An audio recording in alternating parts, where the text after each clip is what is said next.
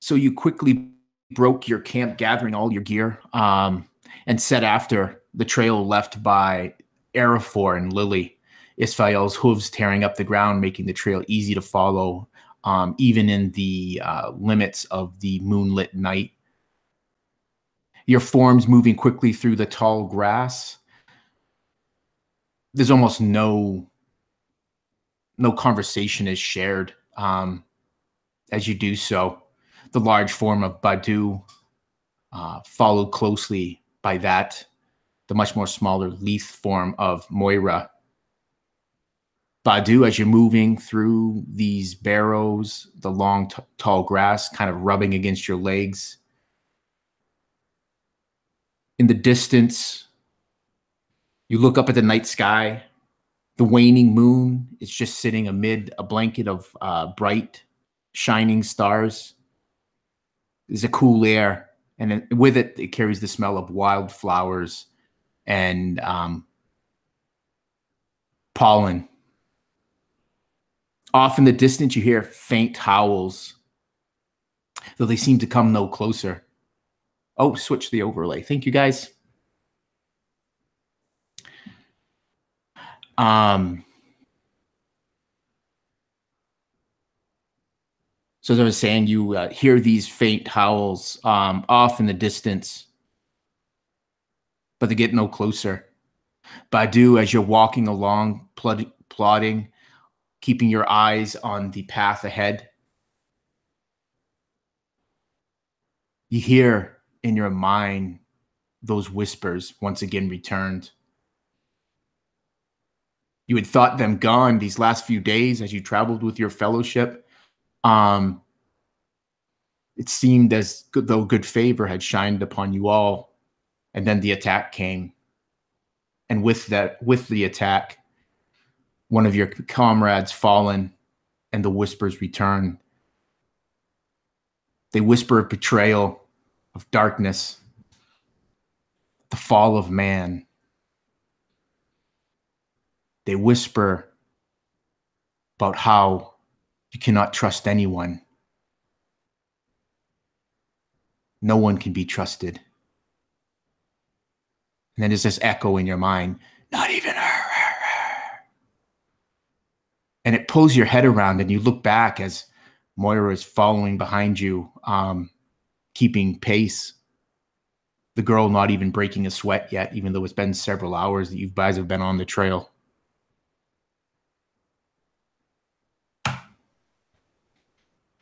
Badu has this permanent scowl plastered onto his face as he's very angrily, shoulders forward, leaned over, trudging through the downs.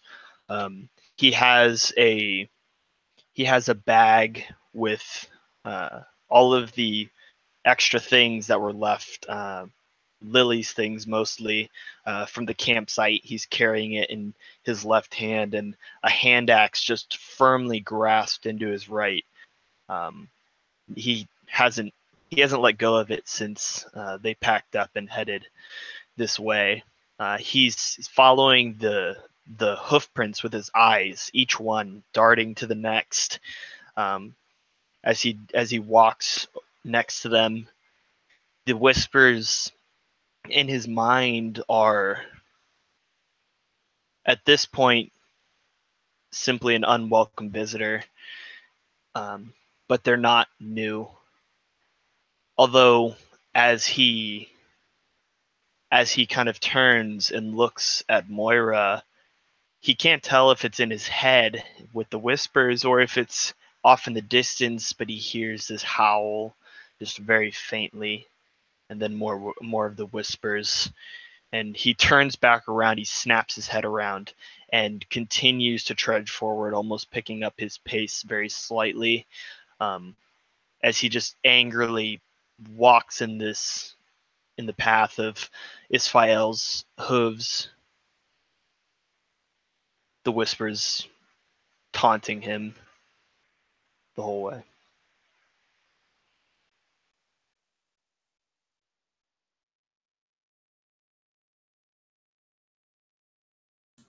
Moira, you can't help but notice as you trudge along behind this great wild man, he keeps looking back at you. The scowl seems almost permanent upon his face. His eyes hard as they look at you.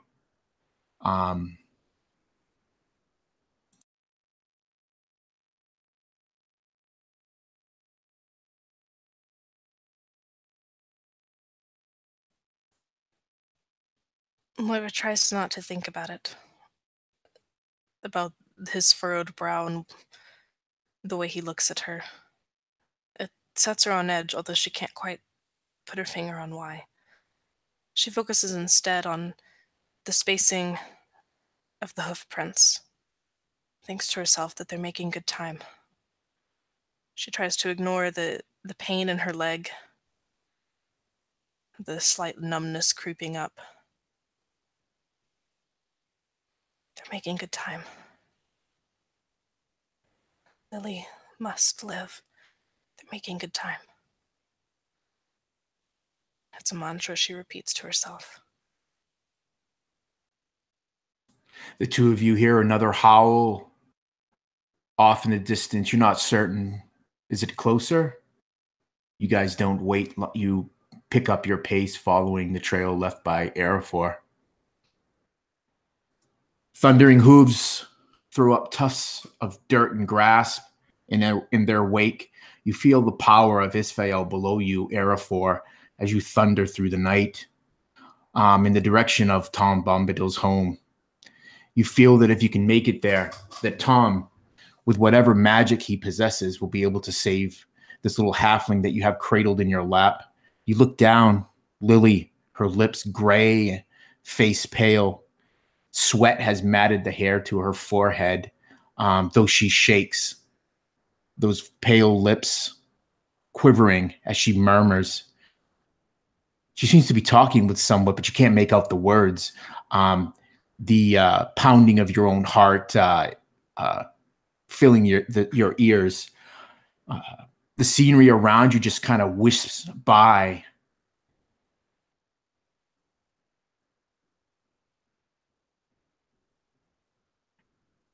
And you look to the sky. You see the same moon, the same stars. You're making good time, you think. The sky is still dark. You still have a few hours before the sun begins to lighten the sky and that dawn comes. You hope that Lily will make it. She has to make it.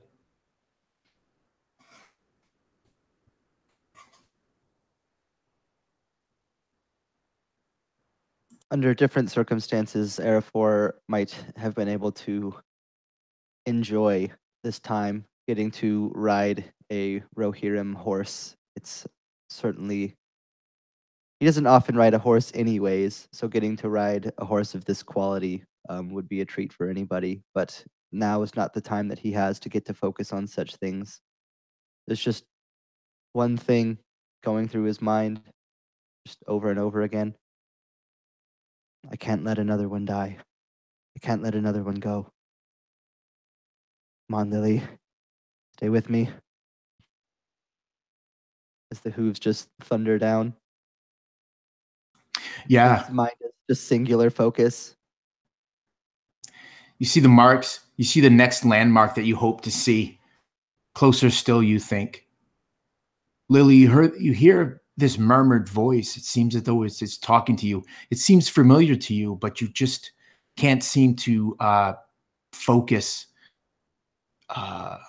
You look up through bleary eyes and you see the shadowed form of this man. He looks hard, his face unshaven, dirty, not unkind though. Not the face of a man that is cruel, but a man that is determined.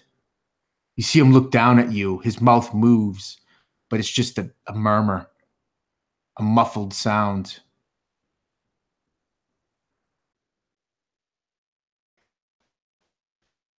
Lily, in her state of her mind just swimming around, At times she thinks maybe she hears Dirk call. Hears him. And she thinks, Dirk, it would be nice. And then she just hurts and hurts. And she looks up and she sees this man, but she's not coherent enough to actually know who it is or why he's there or what's going on. She's just going in and out of consciousness, just barely aware that she's even there in her body, except when it hurts. You feel cold. Your body shakes with multiple tremors, but it does nothing to keep you warm. Despite this, though, you can feel your tunic and the rest of your clothes just sodden with your sweat. You feel the jostle of whatever is carrying you. There's a smell you recognize carried in the air. It reminds you of Dusty.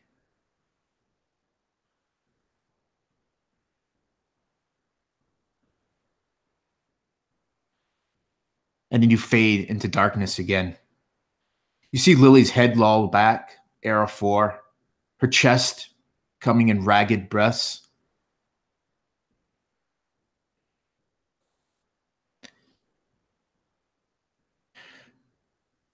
All preparations made. You sat there, looking at your companions as they slept. You hoped it was the right thing to do, Warry.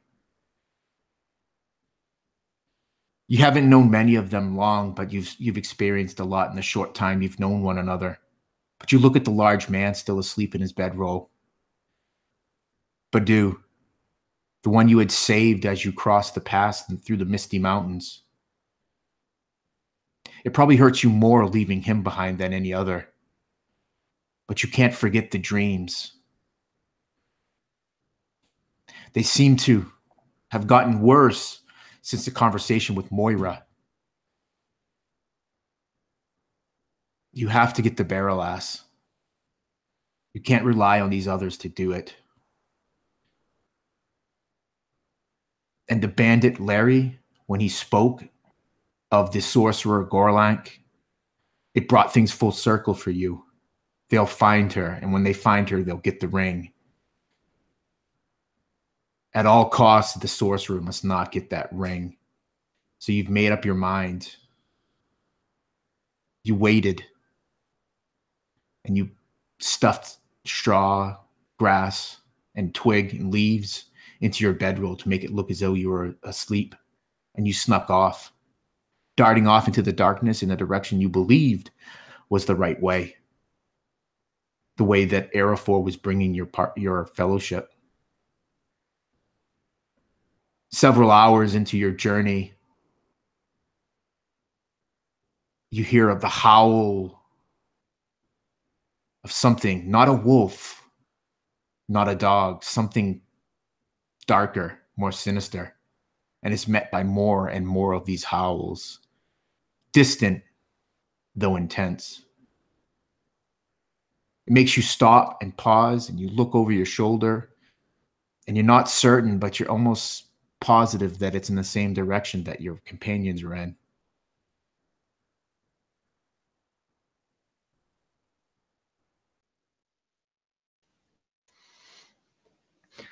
Warry sticks to the shadow of a tree and waits and waits. A thought crosses his mind. An image, actually, one that he saw when he sat upon this stone throne and looked out over the hills and saw the destruction, fire, shadow. Everything came rushing to him in an instant. More things in his 60 some odd years of life and the moment that has ever crossed his mind. He steels himself at that moment, thinking of the throne, thinking of Gorlank, the ring, and continues on away from the howls as fast as he can to Berelas.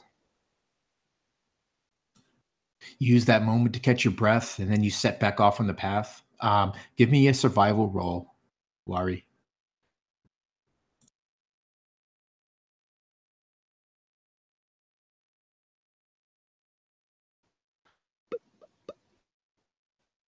Total of 17. Yeah. You set off in the direction you believe you need to go. You look up at the... You've been watching Araphor closely over these last few weeks. And when he's guided you, you look at the way the ranger does it. You are no ranger, but you think that you've picked up on a few of his tricks. You look up at the sky, and using markings, you set back off on your path. Moving as quickly as you can, your eyes much keener in the dark than many of the race of men would be.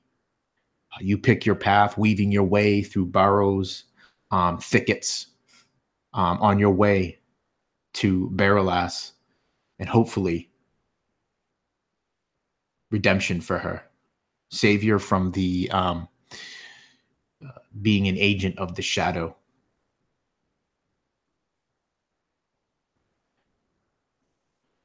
As you're moving along, you trip and stumble and roll in the grass. As you come up, you look back and you see that there's a stone that has caught your foot. As you look closer, you notice the stone is not a natural stone. It's been cut. Being a dwarf, you know the workings of stone, and you see that it was definitely cut in like some sort of rectangle shape, similar to that used to cobble roads. As you push yourself back up, you feel beneath your hands, beneath the matted grass, you feel the firmness. And as you pull it away, you see that there's the remnants of some sort of cobbled path or road beneath you.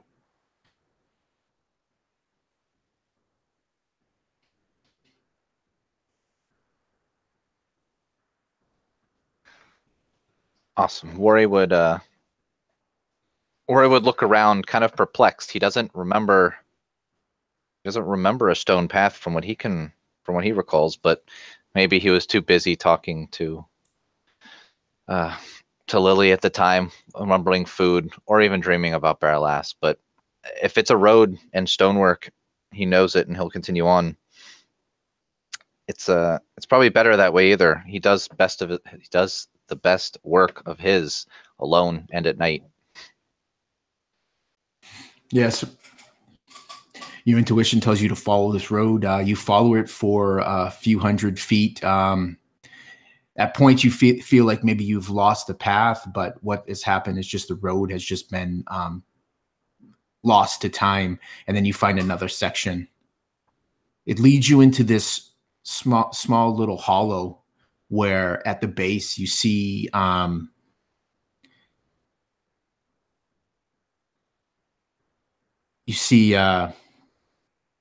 several small, low, grass-covered hills. And in the center, you see a small pond. Its dark, smooth surface, perfectly reflecting the moon and stars above. Near the bank, you see an outcropping of stones of varying sizes, and they seem to be covered by some dark moss.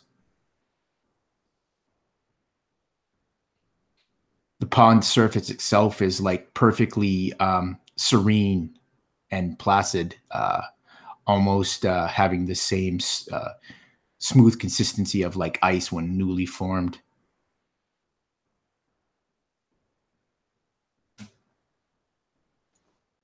Would I remember anything like this from around Tom's area, his house? None of this looks familiar to you. None of this from your time wandering through the barrows looking for the horn. This is a place new to you. At least it seems new to you. You have no memory of it. But if you'd like, you can give me an investigation roll. Yeah, I'd do that from a distance. Okay. Oh, nice. Total of 18. Perfect. So as you're kind of just squinting your eyes and trying to get more, something seems off with the bunching of stones.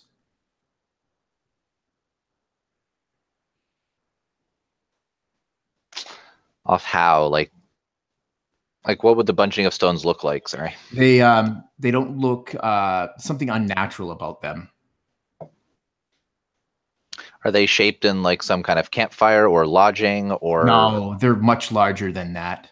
Some of them are about maybe your size, but there's some even larger than that. You would say that probably the largest of them would probably be almost be the size of a modest cottage.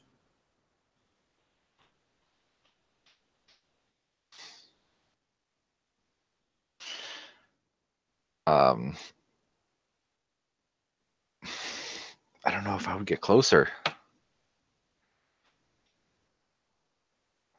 Was it in the direction the stones and stuff were leading anyway? It's roughly in that direction. You could easily skirt around it if you wanted to. Yeah, I think I probably would. I think Warry would probably remember the disaster that was the willow tree in a place that he has no recollection of, and would probably try to avoid anything like that. Yeah. So as you do so, you start to walk away around this small pond and stones.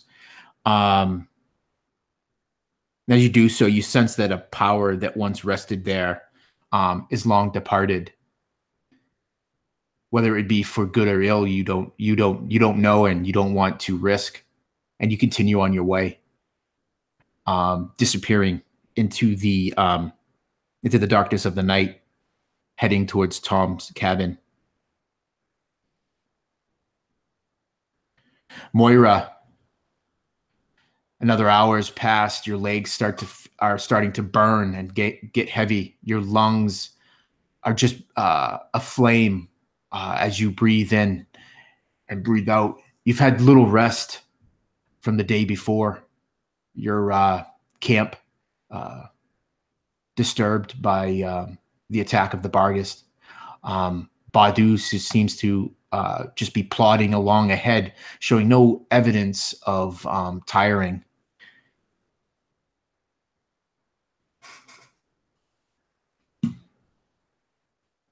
And Moira wipes her brow, and she can feel the flush in her cheeks. Badu, could we rest? If only for a little bit. He stops his very leaned over forward posture, and he stands upright, and he turns to look at Moira, and he can see that she is starting to get a little exhausted. He can definitely feel the remnants of their battle as well. But he looks at her, and this scowl still stuck on his face. It loosens just very slightly. He looks around them. Don't trust a woman. She would lead you to ruin. He looks around them at their surroundings, kind of gauging the area. He looks back to Moira and he says, you would rest where Lily could be half dead. And he looks really frustrated as he holds her bag with all of her belongings in his hand. His eyes are drawn to it, the axe still in his other hand, and he grips it really tightly. He just looks really flustered in general. Yeah, your eyes would drift down and you would see the bound wound at her leg. You could see where fresh blood has soaked through the bandage. Despite everything, she's done really well to keep pace with you. But she looks haggard, tired.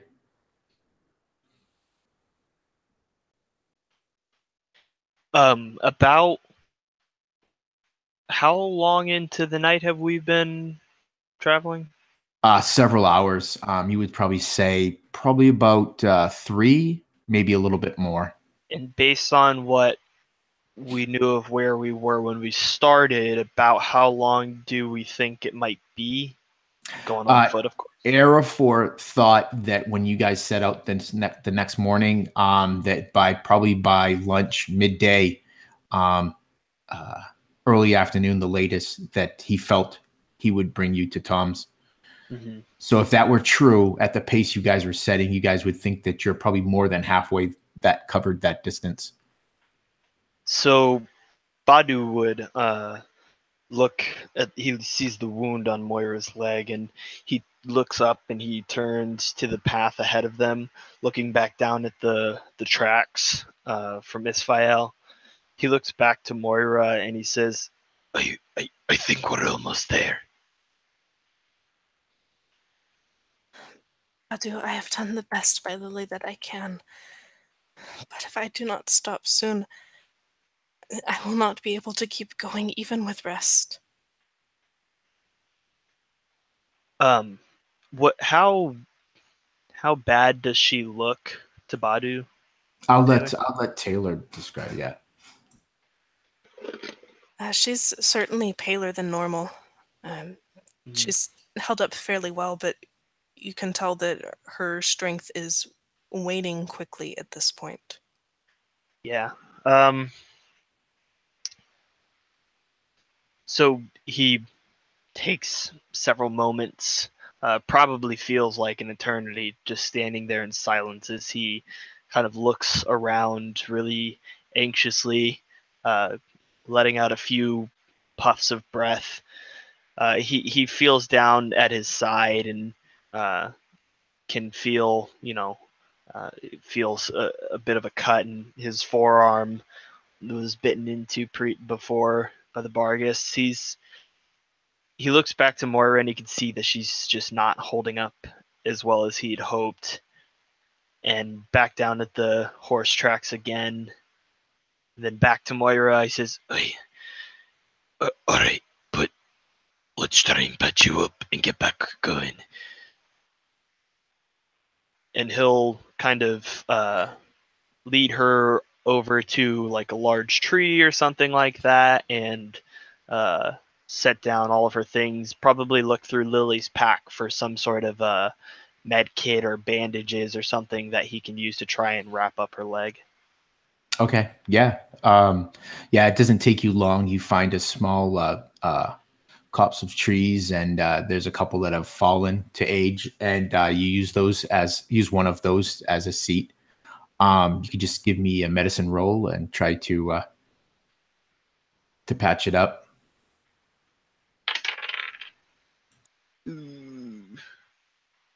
That's an 8. Yeah, so Badu is doing his best to try to patch your leg, Moira, but he's not doing well in the job at all. You feel him tugging at your leg, and you can feel the wound that was starting to close, start to be pulled open again. It's all right. It's all right. No more. And he looks down at her leg with his big, burly, meaty hands, and he looks up at her and he says, "It's not my forte." And he kind of like looks embarrassed back and kind of gets up and lets her do any patchwork she might. Yeah. So he leaves the things behind for you to re-bandage your leg, Moira. As you get up and walk away, your eyes kind of trail along the pouch that Moira has the horn in, and the whisper in your head, in your mind, is stronger this time, and it says, "She is not worthy. You should have the horn, not her." And now it's getting louder and clear. Like before, he couldn't really tell what it was being said, and he pretty much just ignored it, but now it's actually speaking to him, and it's speaking very clearly. It's speaking quite ominously. His hand is kind of drawn to the bridge of his nose, and he kind of he's kind of rubbing at his temples a little bit, trying to hopefully, lessen it, but it keeps talking to him, and he eventually looks back at Moira and the pouch with the horn, and he just thinks to himself, I don't even know what that is. He has no clue what this artifact is or what it does. He barely even knows what they're meant to do with it. He only knows that these people are good people and that they've helped him already and they've saved his life. So he's going to stick with them. Perfect. That's awesome, Badu, but I would still love you to give me a wisdom save, please. I can do that.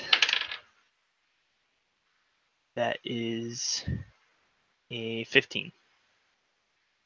Yeah. A little bit of sweat beads across your brow as you find yourself fighting against this urge, these voices whispering to you, but you're able to keep them at bay, and they seem to quiet almost to that vague murmur that you can't make them out anymore.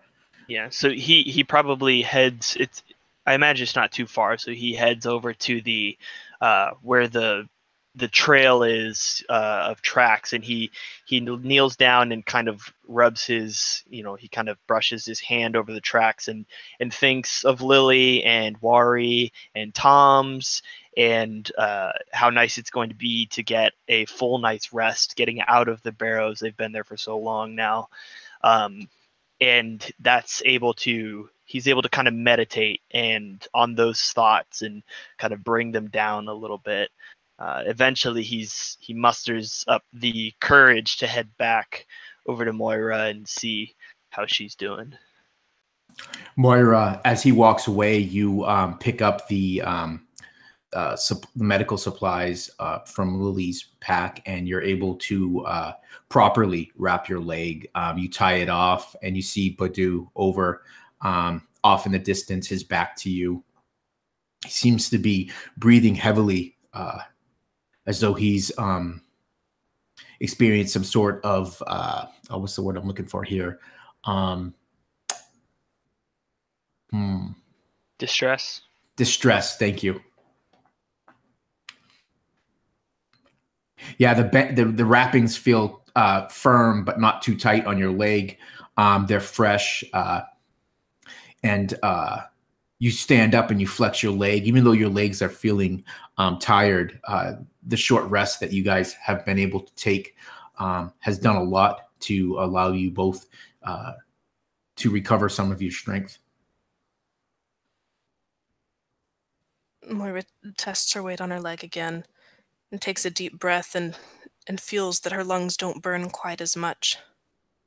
She looks over at Badu.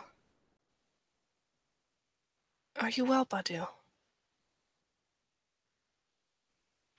And he was staring at a log, a fallen log, completely zoned out. And when she speaks to him, it kind of startles him. He's yeah, no, I'm fine.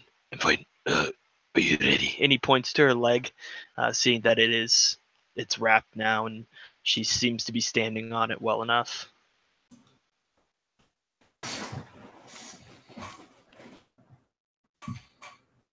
I'm ready enough. Both of you give me a perception roll.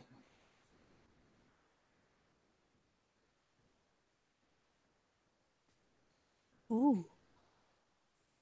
It's a 19 on the die. Perfect. So 23 total. Take that, because I got a 9 modified.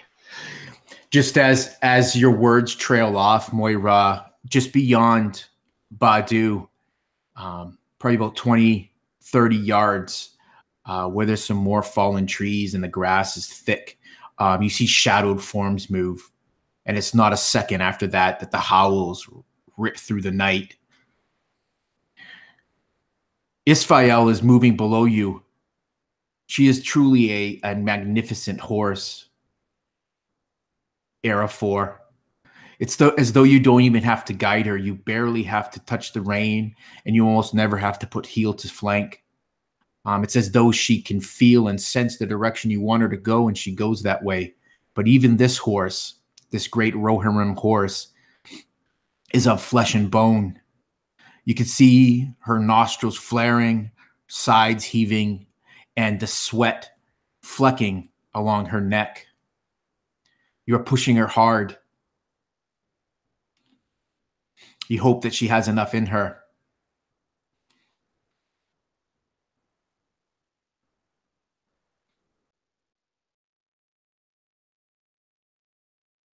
At this point, they've already been going for hours. He knows that they have to be close. They have to be close. There's no other way that it could be. And we don't have time. He's seen this horse before in action in desperate situations. It's been able to carry us so far. And he's going to keep faith that it can continue to do so. If they even take an hour, that could be the hour that decides Lily's fate. So he will continue pressing on, believing that they have to be pretty close, I imagine.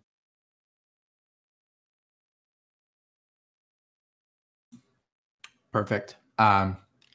Lily's condition has not improved. Whatever was done before has been slowing this poison that is coursing its way through her body. But you know you have to go. You have to get there. You look over your shoulder out to the east, and you can see that the sky is beginning to lighten. It'll be dawn soon, you know. Soon you think you'll make it to the woods. And almost as if in answer, you come over the crest of this hill and you look off in the distance, and you can see a line of trees that mark the old forest. And in there, the home of Tom Bombadil. It's at that point that you hear the howl off in the distance. It brings your eyes around. Give me a perception roll, Daryl. 6. I think he's too focused on what he's doing, trying to get to the forest. You look and you don't expect to see anything, and your heart sinks as you see a score of shadowed forms loping at pace alongside either side of you.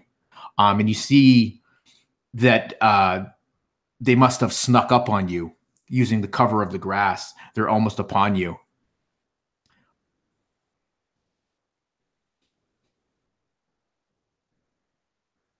By quick count, you see at least a dozen of these things, and you know what they are.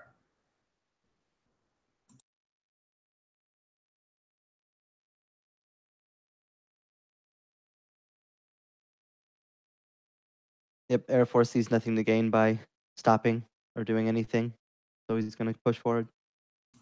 Yeah, you put your heels into Isfael's sides, and like I had said, you don't even really need to. Her nostrils flare. She must have gotten the scent of these barghests, and she explodes in newfound speed. So why don't you give me an animal handling roll?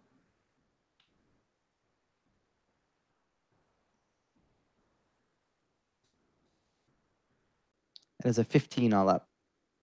Perfect. You start darting ahead, and you lean down over Lily and across Isfael's neck. You see a couple of these forms leap out from the grass to try to take you off the horse, but you're able to twist in the saddle, and and Isfael still manages to kick out one of her hind hooves, and you hear a thump and a kind of a as she makes contact. But it causes her to kind of skip step.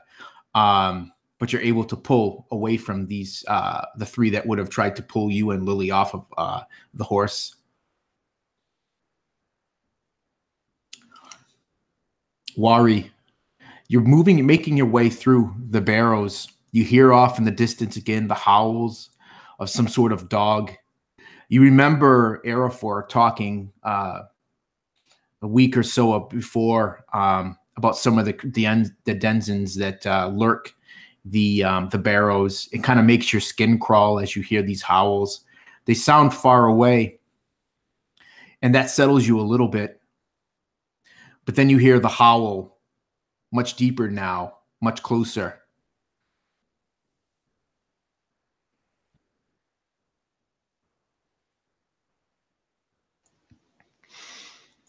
What do I see around me and in front of me? Am I anywhere close to Tom's? Not where you are. You're in like this small little valley, grass rising up on the hills to either side of you. You feel confident that you're heading in the right way, though. The sky is starting to lighten off to the east.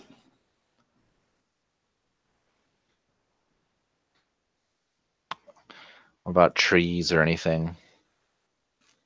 You see no trees, occasional bush, an outcropping of thistle, mostly grass. Shit. Warry thinks to himself and kind of analyzes this situation.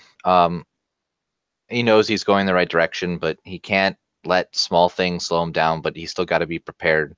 So he would probably slip off the path a little bit into the brush. Hopefully some of it will camouflage his location. Loosens a dagger on his belt pouch and continues booking it probably fast as he can. Yeah. Okay. Give me a survival roll and a stealth roll. Right. Stealth and survival. Survival. All right. For survival. Come on, stealth. Survival is 19. Stealth is a 18. Yeah. So your pace is a bit slower as you try to be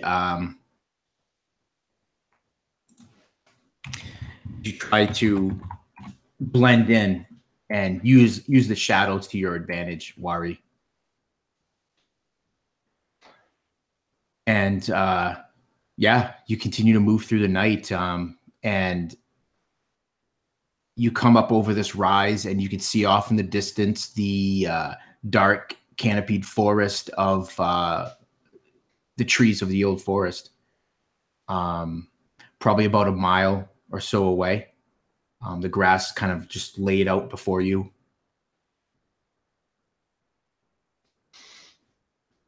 Awesome. And Warrior's just going to keep going as Yeah. best he can. I'm not, as much as he's worried about that, I think the determination of trying to get to Berelas before something else does is constantly on the back of his mind. Yeah. So you just continue to push through, and you hear howls. They seem to be behind you now, and getting more distant. Whatever it might have been, you are not their prey this evening. Badu, these howls erupt around you, and it's at that point that you see the dark shapes starting to move off in the distance, closing in on you and Moira.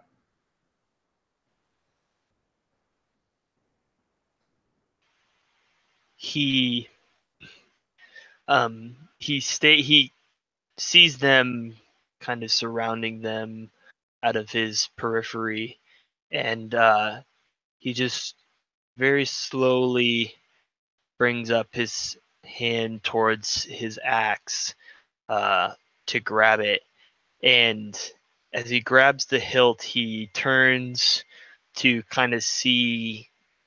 He wants to know if he can see any of them, or if they're how close they are, if they see them or not. But he's moving very slowly, so if they haven't seen him, he doesn't tip them off.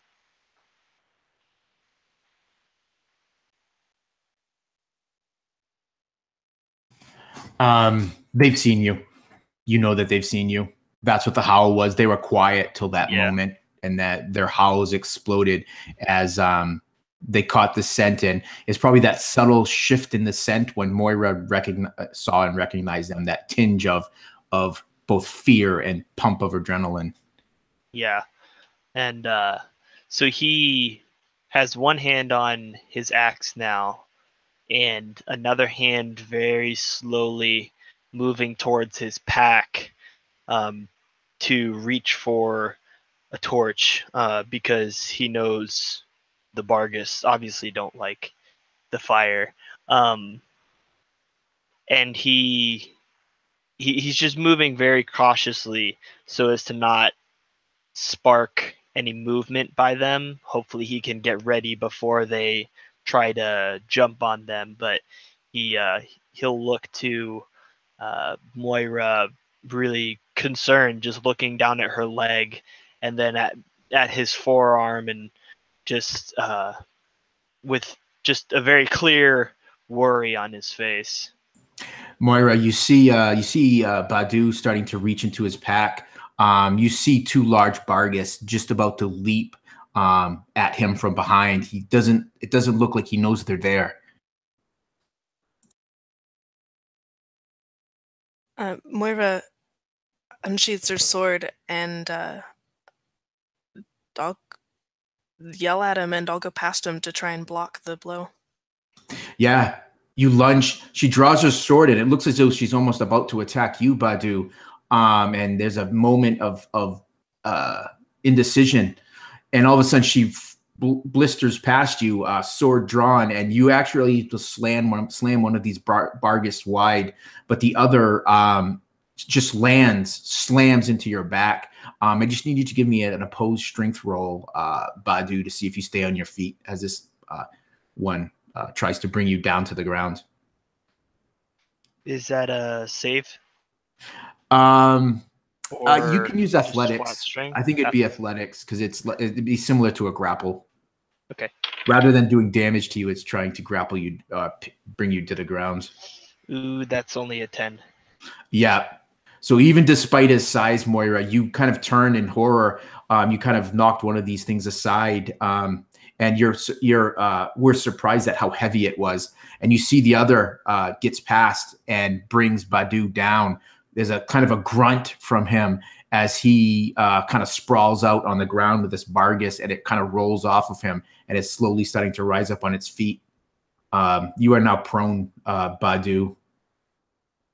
And I'll give you one more action, Moira, before we roll initiative.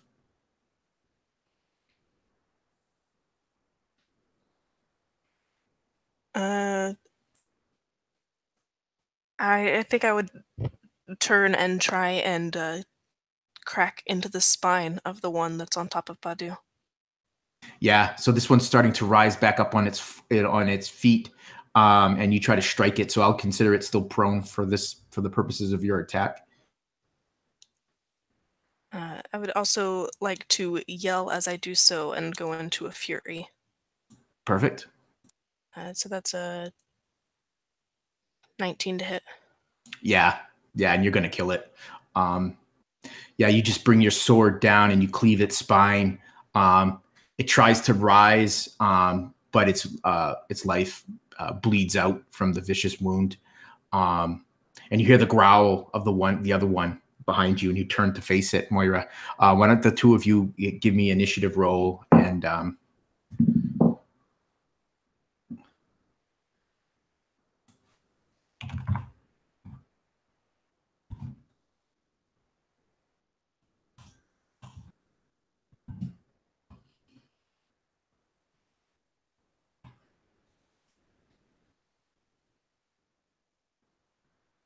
oh no.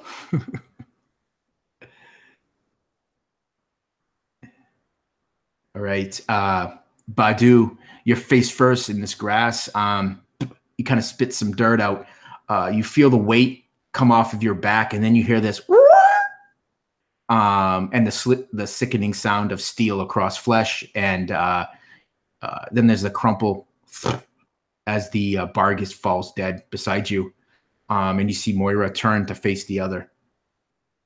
But you hear howls, and as you're kind of pushing yourself up on your hands and you look, you see several other shadowed forms quickly closing in on the two of you. It is your turn, sir. So as he starts to get up, he pushes himself up. He looks very quickly and sees that the one that attacked him is slain. So can he see, just with a quick cursory glance, a guesstimate of about how many there are? Well, you know one is dead, but you Right. think that you see at least maybe a dozen more.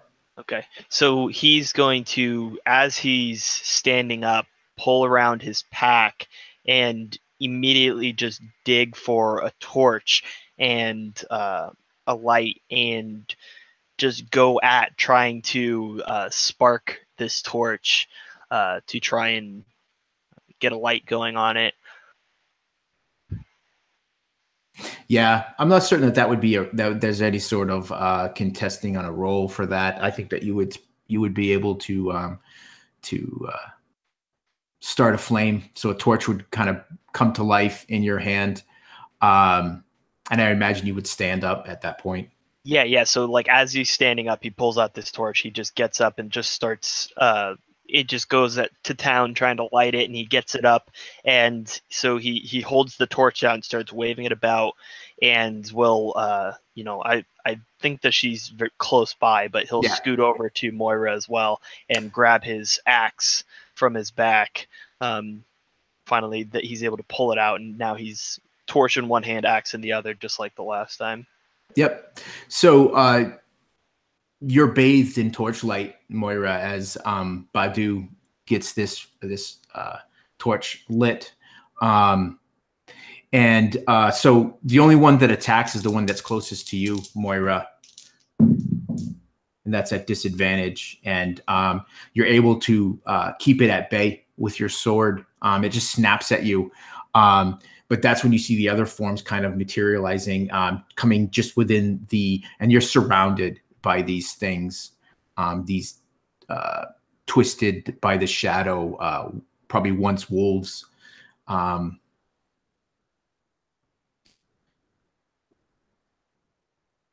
And Moira, it's your turn. So she'll swing down at the one that's near her that attacked. So close to being a crit. So she'll hit it, nail it, right across the jaw. Yeah. What's the damage? She's using it two-handed at this point. Yep. And max damage. Yeah. So you kill it. Yeah. So you cut this one down to it snaps at you, and it kind of lunges in at you, and you kind of pull back, drawing it in with a feint, and you lop its head off. It kind of rolls across the grass. The others don't seem unfazed. They're just kind of circling you and growling at you. And you get a sense that this is something they might do with their prey. And with that, we'll move to Lily. You're bouncing around, and you come to, pushing the darkness aside. You look up, and very close to you, bent over you, is the face of Araphor. You see he's not looking at you. He has a determined look on his face, and you can hear this howl. Not one howl, actually several howls.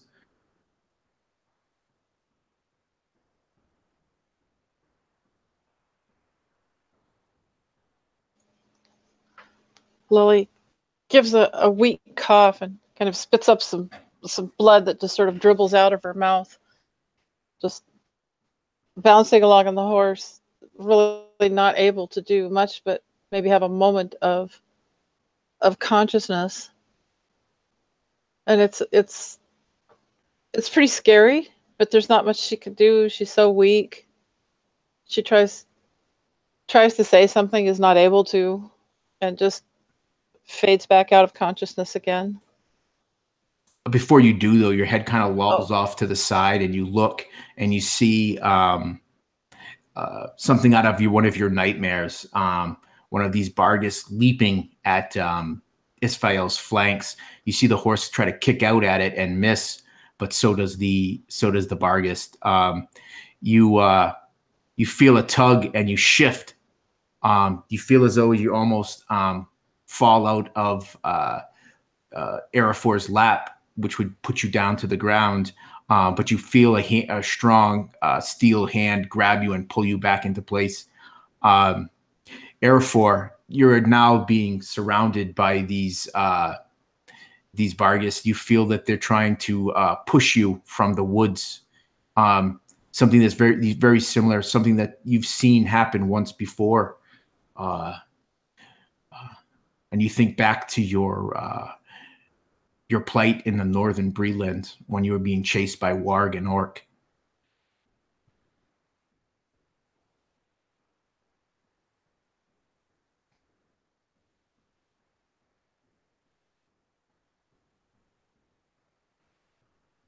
Yep, Araphor is just going to keep straight. There's no other choice. There's too many of them to fight by himself. Yep. If anything happens, they're all dead. So he's just going to push straight. Yep. So you get a sense that you get a sense that Isfael strength will hold.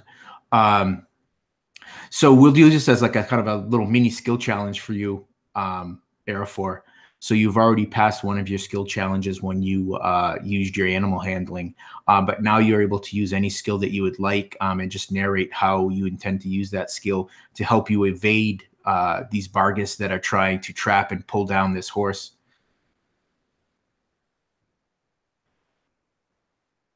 And like any skill challenge, I'm probably looking. I think I'm going to look for I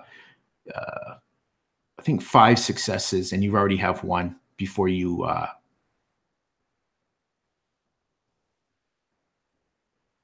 have 2 fails. So, alrighty. That is going to be.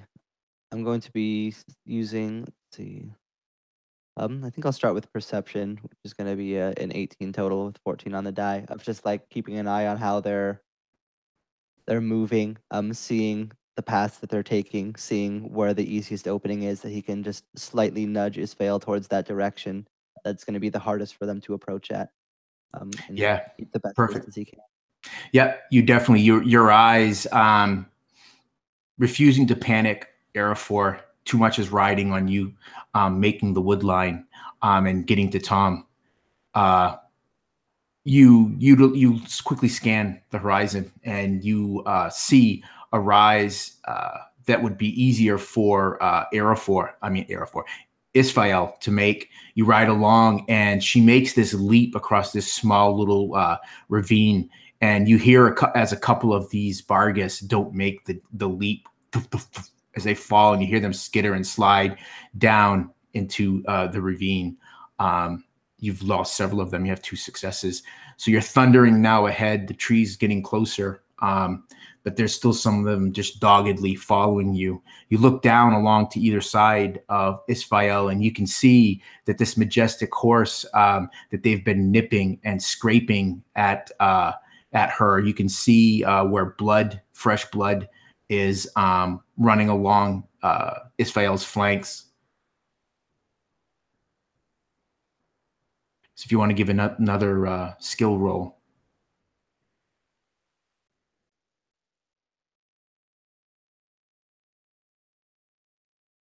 All right, this one's going to be a 15 for survival. It'd actually be a 17 survival because I have correct. Yes, so that's another success. I basically imagine like he knows these lands pretty well. He knows like the quicker ways, the ways that a horse could easily cross. That maybe if he like kind of jolts off out of nowhere towards a very specific path that the some of these things might not catch. Yeah, you take full advantage of your knowledge of the terrain and also your knowledge of how skillful Moira's horse is. You quickly change direction, almost heading in a 180 degrees from where you wanted to go. The barghest shift as well, and then just as quickly you pull the horse around and bolt off, leaving several of them kind of like twisting over each other and crashing into each other. You hear their howls of frustration and the whimpers of those that were injured. Perfect. So that's 3 successes. Well done, sir. And as you're doing this, it seems like these seconds are just passing by, and it just seems like they're dragging longer and longer, but the trees get closer and closer. The sky is brightening as well. Dawn is coming. Give me another roll, another skill.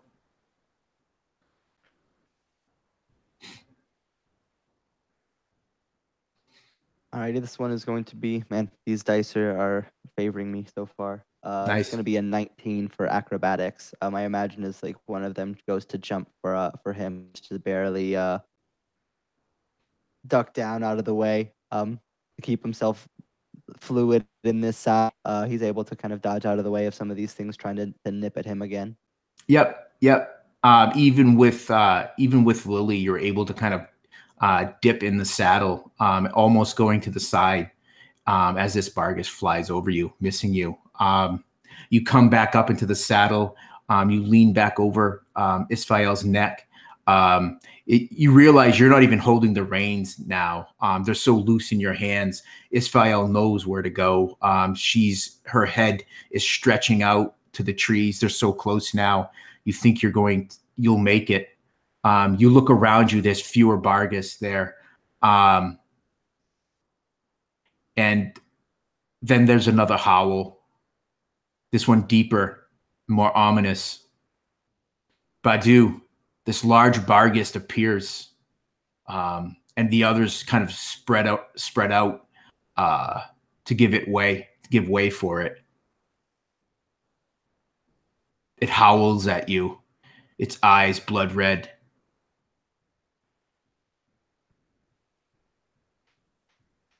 And so Badu, as he sees the rest of them kind of make way for this larger one, making, a bit of an arena almost, he stands up a little bit more upright, and he kind of he makes sure that they're not doing anything. They're not trying to set up a trap yet, at least not that he can see.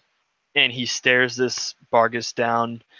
He stares it dead in the eyes, and he holds the torch out to the side, and his axe, he points the end of his axe towards it, and he lets out more of a roar than anything as he just enters this fury as he calls out this barghest in front of him. He just screams at it. Oh! And his axe shaking, and he will go in to try and land a strike. So you would have to leave Moira's side to do so. This barghest is not. Okay, it's a little farther. Yeah. These all these barghests are probably about 15 or so feet away from you. They're just circling you. But okay. when this one arrives, they all stop and they kind of move. A couple of them move aside so it can kind of take its place in the circle. Okay. Does it look like they're kind of like letting the big one take, or do they still look like they're going like they still seem aggressive? Yeah, they look aggressive. They're licking their chops. They're growling. They're pawing at the grass and dirt. Okay, so yeah, he might think twice about leaving Moira then. I suppose then he would probably just ready an attack for the first one that comes close to him. He'll strike at it, but he's keeping his eyes on this big one because he thinks that that's going to make the first move. Perfect. Yeah. So you kind of, your knuckles whiten as you hold the haft of your axe. You hold the torch up defensively for the two of you. If any of them come close, you swipe it at them. Seems to be keeping them at bay. It's the barghest's turn. Moira, you hear one thing, and it's not from the barghest, but you hear a whisper in your mind, a voice you've heard before. It says just one thing. I found you. And there's a howl as the barghest explode into action as they close in on you from all sides. You may make your ready to attack. Badu. Okay.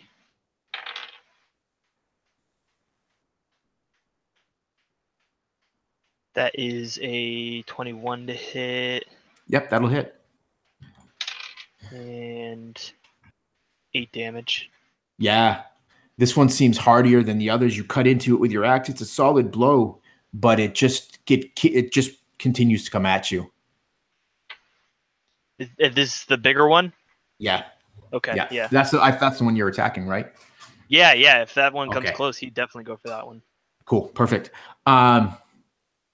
So what'll happen is 5 of these are going to attack you at disadvantage. Badu does a let me see. I'm at 16 because I don't have my shield. 16. Okay, that's good to know. So that's a 14. That's a miss. That's a miss. Miss. Miss. So you keep 4 of them at bay, but now the big one's going to attack you. Your axe slams across its shoulder. It ducks at your legs. That would be a hit. And that would be a miss. So it drives in with its teeth, and you feel it kind of clamp in just below your knee. I need you to make an opposed strength roll. Post strength, that's a 21. Do I have to make a con save too? Yes. Okay. And you're going to take 17. So you take 4 piercing damage, and you make the save. Is that with fury, or should I half that? No, half it. I'll just give you the damage always full up, and then you half it. Sure. Yeah. Gotcha. And that's going to be, so you would take 3 poison damage. Okay.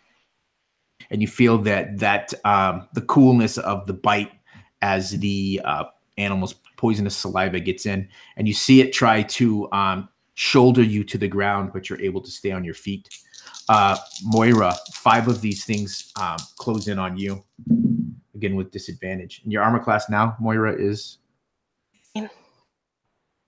What? 16. Okay, that's a miss. Miss. Miss. Oh, that would have been a nat 20, but it's a miss. And a miss. So these things are lunging at you, nipping at you, pulling at bits of your clothing, ripping any cloaks and tunics that you have, and scraping across your armor. But you guys are able to fight this wave of barghest off. Moira, your turn. Moira will swing out at one of these things that's nearby, one that maybe has grabbed onto her sleeve for a 16 to hit. Yep. And she hears someone screaming, and it takes her a few seconds to realize it's her. That's awesome. 11 points of damage. Yeah, you just violently kill this one. Perfect. You are cutting down their numbers. Warry, you're still running across the fields of the downs. Sweat is kind of running along your back. The trees are close. The sky is starting to lighten behind you. You haven't heard a howl in quite some time. And then you make it to the trees. You can smell the damp moisture in the air, that smell of rotten leaves and plant. It's not a bad smell, just smells of earth. These great trees almost seem to greet you as you go up underneath their canopy. As you look over your shoulder back at the downs, you see the sky is almost like a blood red as the sun is starting to lighten the sky. There's very few clouds.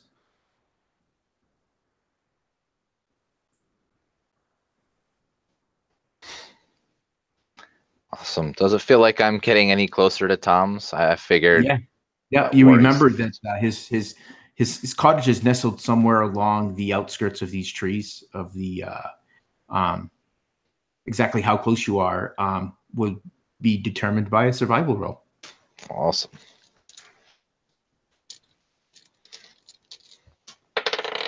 Ha! Nat 1. Perfect. Give me a D4.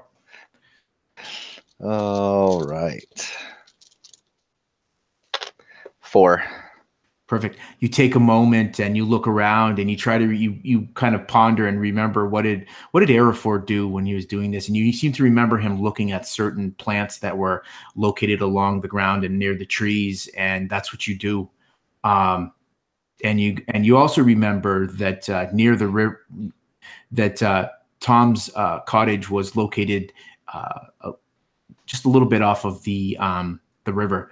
So you plunge off into the trees on a path to Tom's home.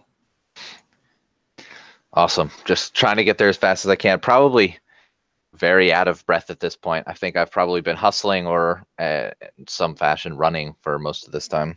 Yeah. You've paced yourself though. So even though you're trying to get there with speed, because you want to get there ahead of anyone else. You feel that you need to get there ahead of anyone else.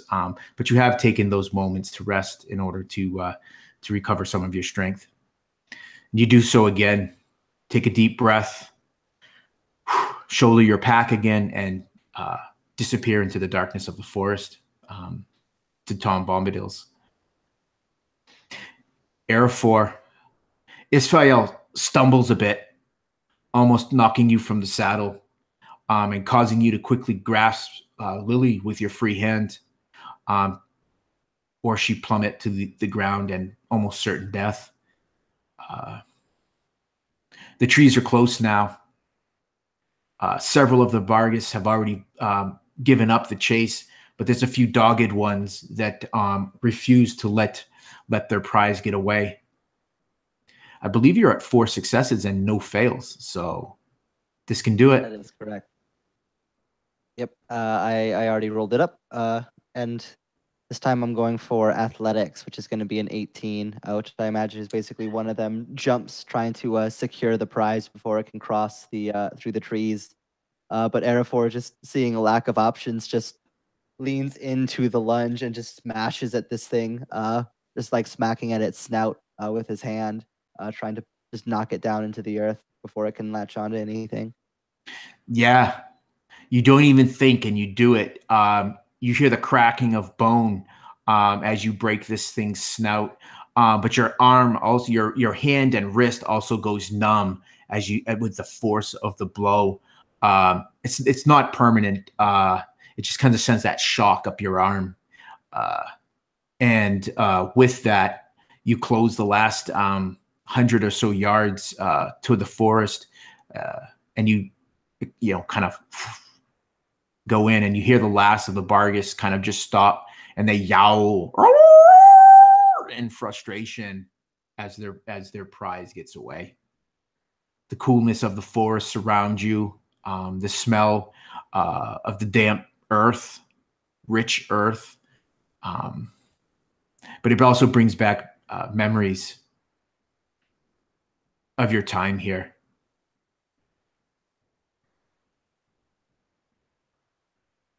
Quickly get your bearings, and you turn Isfael in the direction that you believe is the way. You look down at Lily. She looks even paler. Her lips almost like a gray, turned to grayish blue. They just kind of slowly moving, as though she's in some sort of conversation. But her eyes, though open, appear sightless.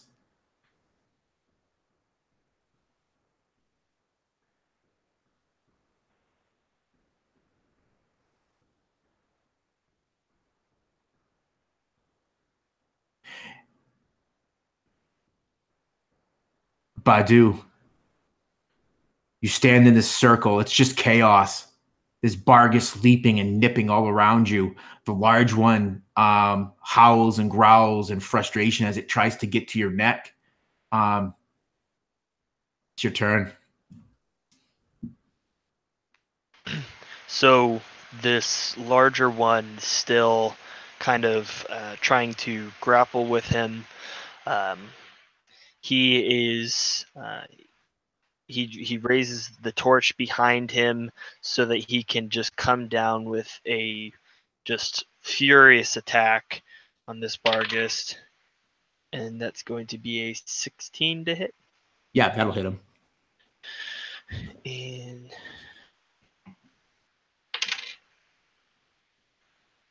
that'll be a total of 7 damage. Perfect. You bring your axe down again. This time, the blow bloodies it, cutting deeper. It kind of winces and draws back a little bit before it lunges back at you. And it's going to try to rip out your throat. And you're able to push it back with your sword arm, and then it leaps at you again. So this one's going to be an opposed athletic as it tries to pull you down rather than cause damage. It grabs onto your torch arm and it tries to drag you to the ground. That is 16 athletics. 16 all up? Yep. So Moira, out of the corner of your eye, you see this large barghest just drag Badu to the ground. Poof. The torch. Give me a either Dex or Athletics to hold on to the torch as you slam to the ground.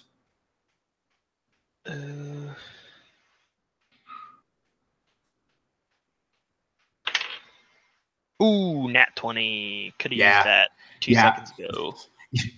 That would have come in handy in the strength check, right? The athletics check. But so you've managed to hold on to the torch. So the barghest will just have normal attacks against you and not advantage as the 5 attack you. They try to pull you apart. Oh my god! Hit. What's your armor class? 16. Hit. Oh jeez. Miss. Oh man. Oh, thank God. So that's 4 hits. I need con saves for all those. Yeah, hold on. So that's 13 piercing damage, and I need con saves for all of them, please. Round down? Always round your damage down. Okay. Oh. What am I shooting for? DC is 11. Okay, I got 1, 2. So that's going to be one. You got to do them one at a time because of the half damage. So that's 1 point of poison damage on the first one. Well, I don't take half on poison. Yeah, it only rolled 1. Oh, okay. Okay, gotcha. Yeah. I got 2. Okay, I rolled separate dice. I got 3 success, 1 fail. Okay, so you're going to take another 1, and 4. So you're going to take 7 poison damage all up. So you just see, Moira, probably to your horror, that these things are just ripping at Badu. I don't know if Badu is keeping silent, but I can't imagine that he's not yelling as these things are just tearing at him. He's screaming at them. Just stop it! Oh no! Yeah. But the torch is still there. So let's see how well they fare against Moira. Does a 16 hit you, Moira? Yes. Okay, so you got 1 hit. 2 hits. Oh my gosh, you just avoided another nat 20. 3 hits. And that's it. So you get 3 hits. So I need 3 saves.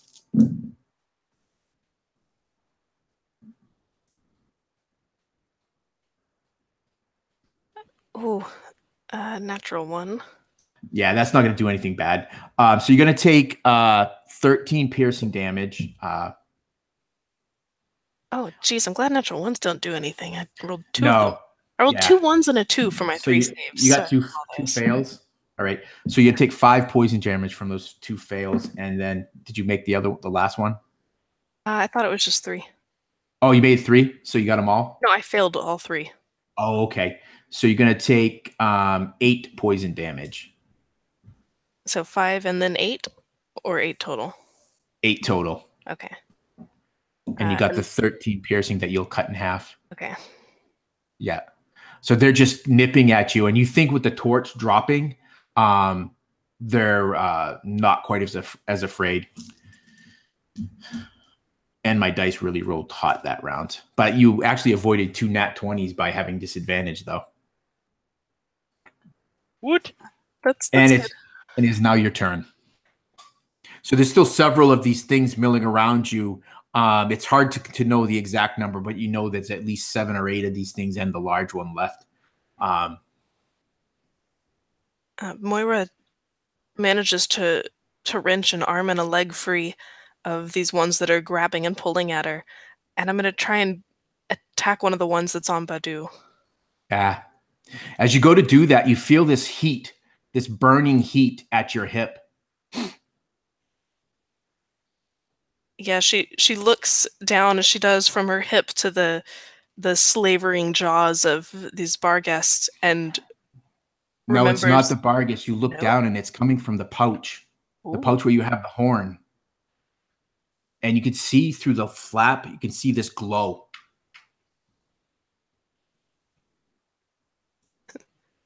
Moira looks at Badu as he is on the ground screaming. She puts her sword in one hand and pulls out the horn. You can feel heat coming from the horn, but as you touch it, it feels cool on your hand. Though it seems to be a light of its own. The runes and carvings along it seem to glow.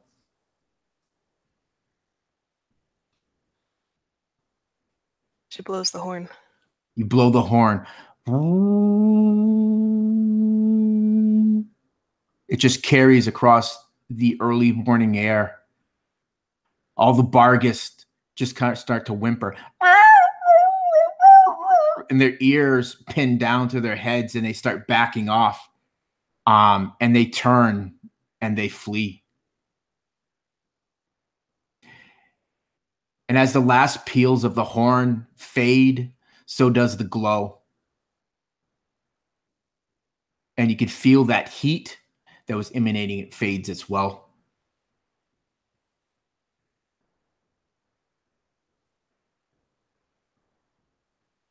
So they are running?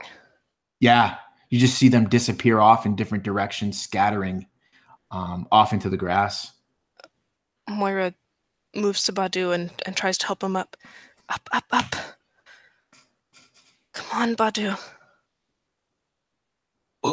Oh, what was that? And he looks like stunned as he was just being like torn apart by these barghest, and they all just kind of scatter.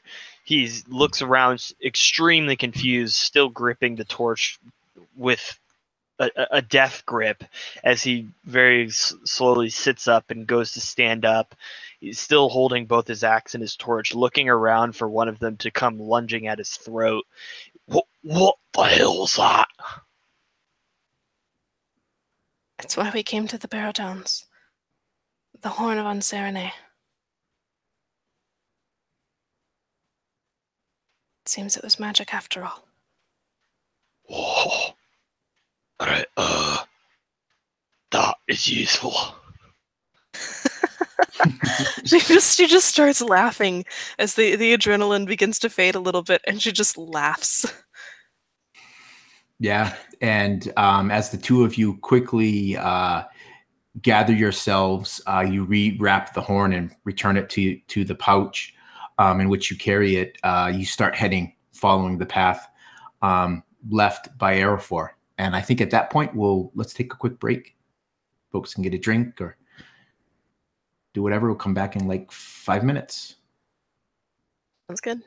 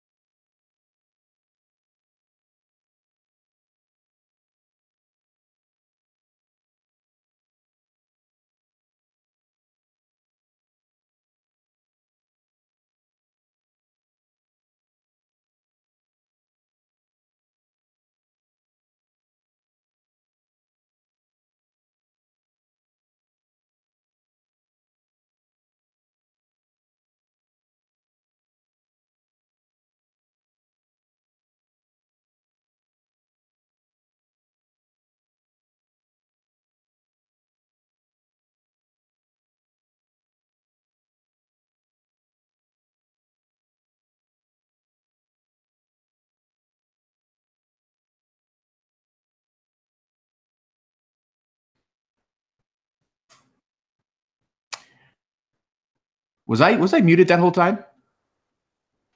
Yeah. Holy crap, that's crazy. You just do a whole intro I monologue? just did a whole intro monologue, and I Yeah. didn't even realize I was muted. I looked and I said, wait, is I'm muted? All right, well, I'll start all over again. So Araphor, as you're not long into the forest when all of a sudden you hear this peal of a horn. It hangs in the air for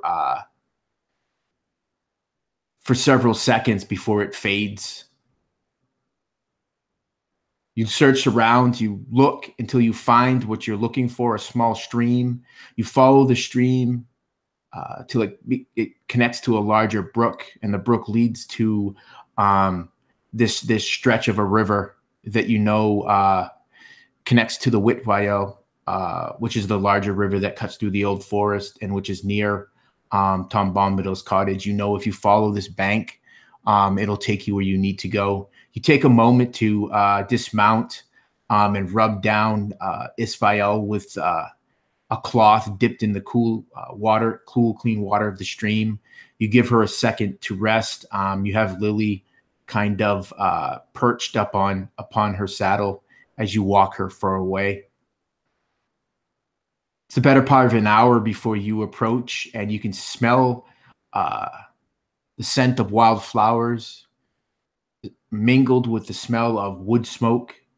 And off in the distance through a break in the trees, you can see the what is Tom Bombadil's cabin. As you draw closer, you can hear the sounds of someone merrily humming a tune. It's not a tune you recognize. As you draw closer, you look and you can see it's Berelas. She's kneeling, hands in the dirt, tending to a flower garden of goldberries. She doesn't seem to have noticed your approach as you're walking Isfael, with the hunched form of Lily in the saddle. It's so much easier when you're not muted.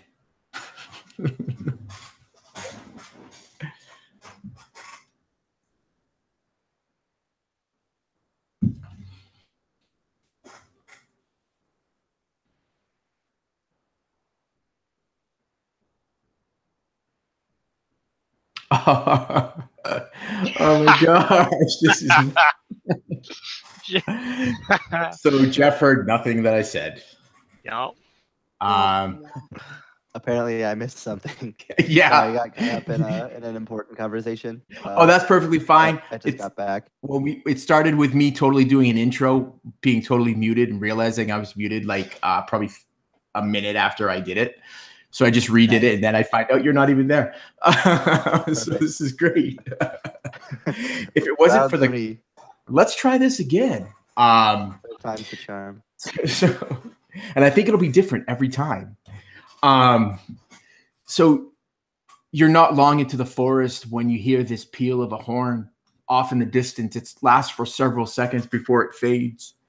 You search the forest for several minutes until you find what you're looking for, a small stream that leads to a brook, which then leads to a tributary, a smaller river that connects with the Whitwayo, which is the river that runs through the old forest, and is also where one could find Tom Bombadil's cabin. So you follow the bank of this river, stopping at one point to dismount and to walk Isfael, perching Lily up on the saddles and making sure that she does not fall. You get a cloth and you wipe down this horse, and giving her a much needed and well-deserved break. You travel for the better part of an hour until you smell a mingling of wildflowers and wood smoke. And as you follow this path closer to this, through the trees, you can make out Tom's cabin, and you can see a wisp of smoke rising up from the chimney.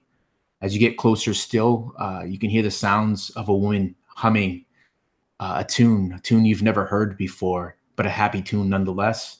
As you get close and you look, you see Berelas crouched down, hands in the dirt, tending to a flower bed of goldberries. She's happily humming, does not seem to have noticed you. And the third time is a charm. Boom. And a little bit faster, I think, than I did the last time. Yeah, so Araphor wouldn't even hesitate. He wouldn't take any time for pleasantries. He would just picking Lily up off of the horse and beginning to carry her towards the cabin, would just, Berelas, where are Tom or Goldberry? It's an emergency. Her humming immediately stops, and she's kind of startled.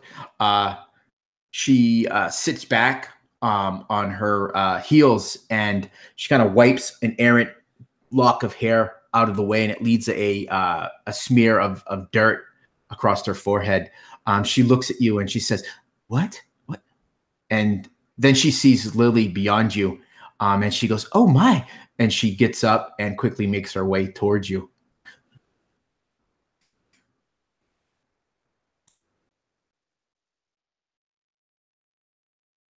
We were attacked in the downs. Took a couple of nasty hits. We think that she might be poisoned. Berelas moves past you and she looks at Lily. She goes, help me get her down from the horse." Of course. And you help her, and she says, "Quick, let's bring her over here into the shade." And this is like this little covered, I don't know what it's called, veranda. And she has you bring her in there. You lay Lily down on a bench. And she immediately starts to kind of, with expert healer's hands, starts to kind of go across, looking at the hurts that Lily has. And then she sees the wound to the shoulder and the leg. And she kind of just sucks on her teeth. She goes, "Oh, this is not good at all. How long has she been this way?" The couple hours ride it took me to get from there to here. I don't know the exact amount.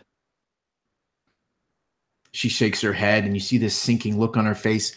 She goes, "Tom and Goldberry, they're gone. I don't know when they'll be back.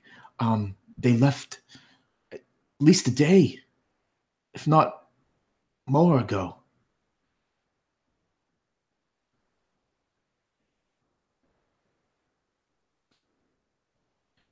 Araphor's face would kind of furrow at that, into sorrow, and a bit of anger. Not at Berelas, but just at the situation.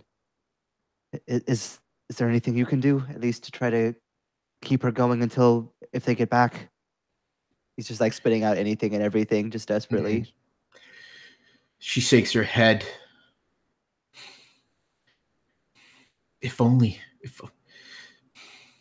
if I could have tended to these wounds earlier, sooner, closer to when they were inflicted, I probably could have helped her. And she kind of looks at you, and you kind of see her eyes kind of red with sorrow, and she says, "I can help her.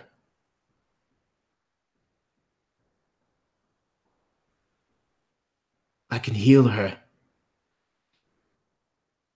But you might but think on it, whether you want me to do it." And she touches her chest with her soiled hand, and it kind of leaves a mark on her blouse. She goes, "I can use the power of the ring."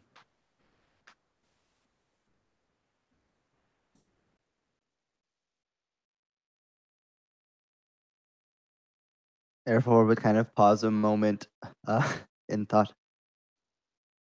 What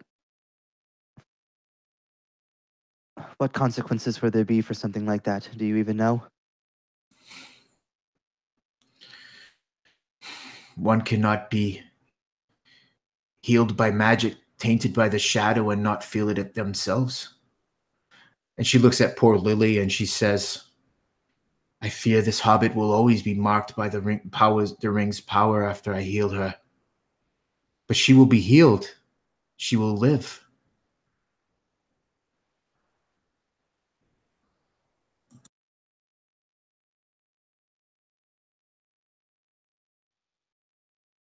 There's a clear hesitation and worry in Araphor's face.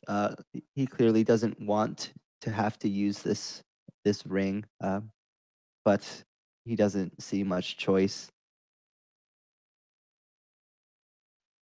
Better to bear a burden in life than pass in such a way as she will. She can make that own choice on her own later, if she wants. For now, I don't see another choice. Berelas solemnly nods her head. Then it's decided then. Quickly, pick up poor Lily and bring her down to the riverbank. I'll not... And she looks around Tom's. She goes, I'll not do it here.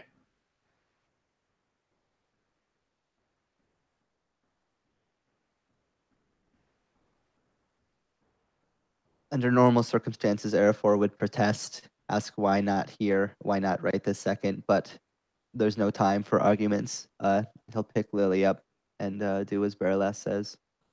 Yeah, you pick Lily up, and she seems just weak and frail in your arms, and you bear her down towards the river.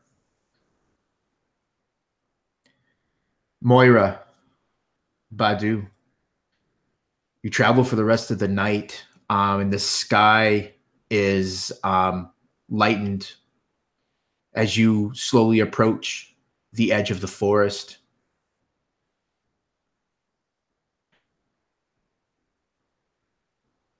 As you did so, your hearts sank a bit, because not only did you see the trail left by your horse, Moira, but you saw countless markings and evidence of large four-toed paws of the barghest, the earth torn up around it.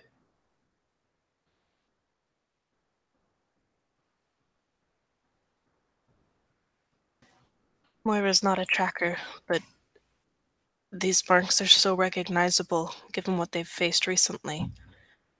She would bend down and touch one of the indentations of this paw print and look up at Badu, worry in her eyes. Do you think they made it?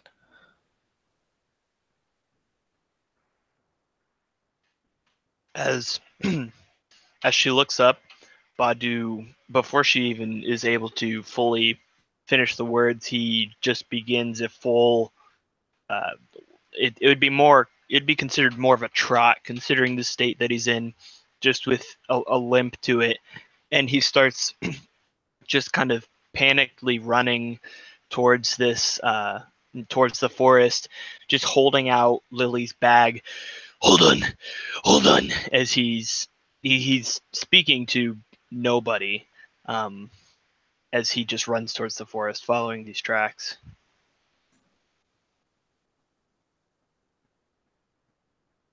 As you run forward, Badu, you almost trip over the body of a barghest. It looks as though its head has been caved in, more likely than not from a kick from Moira's horse Isfael. And you go a little bit further along, and you see, but you see no sign of Araphor, Lily, or the horse. You see no sign that that would indicate that they were brought down. No evidence of blood. No leavings of cloth or bits of their clothing.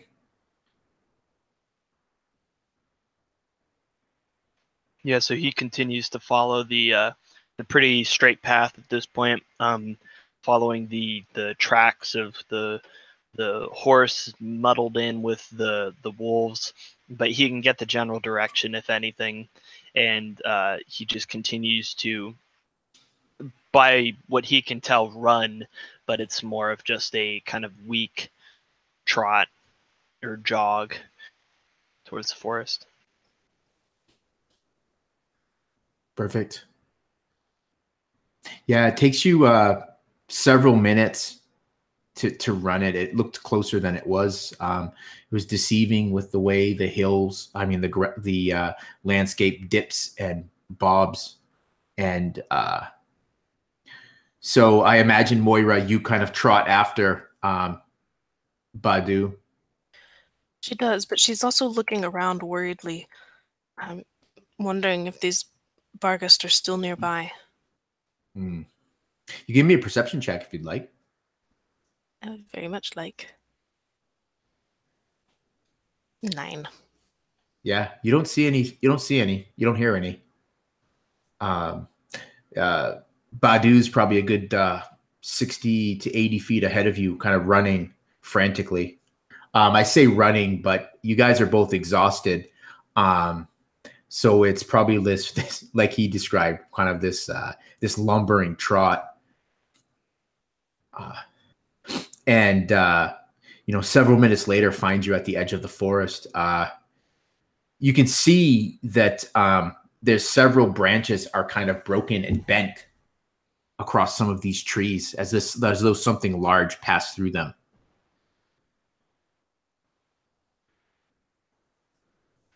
And that's exactly the path that he would follow. Yeah, the hoof marks lead that way. Yeah, it's clear enough where they're going, and he looks. Badu looks almost delusional, like as he's just running completely hyper focused on straight ahead of him, following this path with this pack just completely outstretched.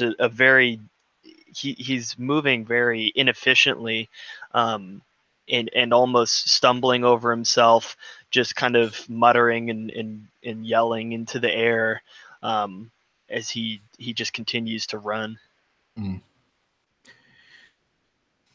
So it seemed that Araphor circled around several times with Isfael, but it doesn't seem to be any urgency in how he did so.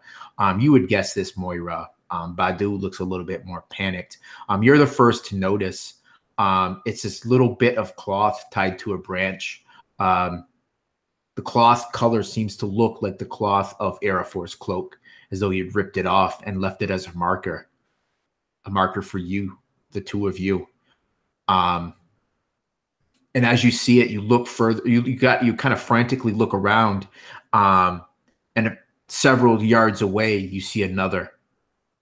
And then another. And you realize that Araphor has marked the trail for you. And you're able to follow these markers until you get to the bank of a river.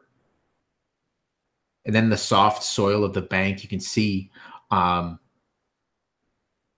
trail left by Isfael and the boot prints of the ranger.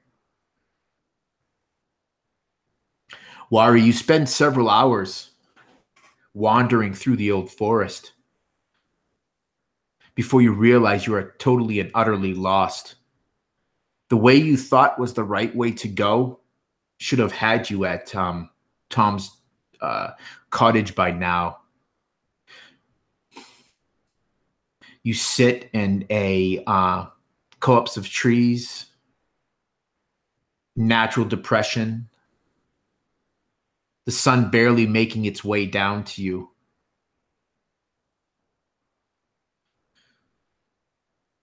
Your eyes wander around looking for any sign of anything that might give you a clue of where to go.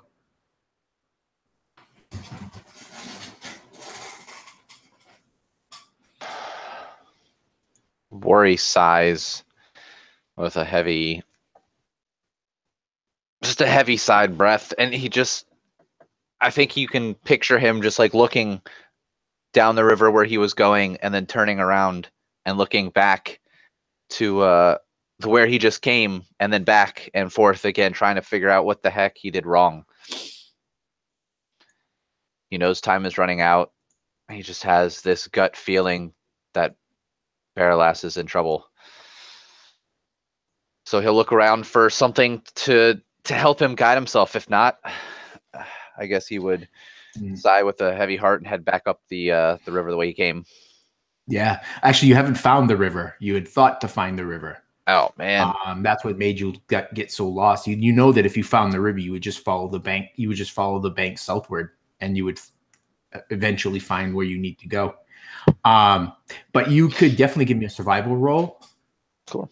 Could I also is there any trees that he could probably climb up and see if he has a better lay of land? Yeah, I will give you advantage if you want to climb up a tree. Certainly. There's a better lay. Oh my. 7.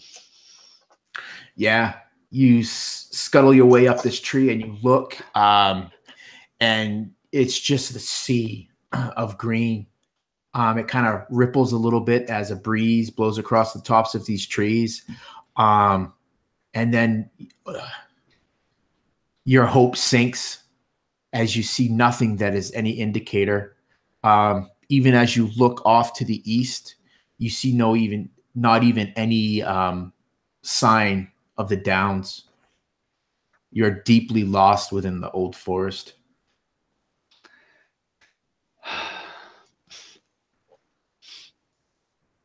I think at this point, even though Warry knows he's lost, I don't think he would give up, and is probably stubborn determination. He would just pick another direction and probably go. Probably back the way he came, though, if he could find it. Well, you could easily backtrack on the path. As you do so, you would realize that several times it seems like you were going in like these circles. But the one thing I would give you, though, is when you climb up the tree, you are able to orient yourself to what is north, south, east, west. So you would probably guess at your best guess. I mean, you're no tracker, not like the ranger is. But you would guess if you go south, if you can head south. So if you keep the sun, it's still early morning. So if you keep the sun to your left side, you feel that will carry you south. Awesome. Then south it is. Yeah. So you travel for another hour or so. Give me another survival roll. You're doing your best to try to keep the sun to your left. It's better. 18 total. Okay, perfect. Just give me another D4 roll.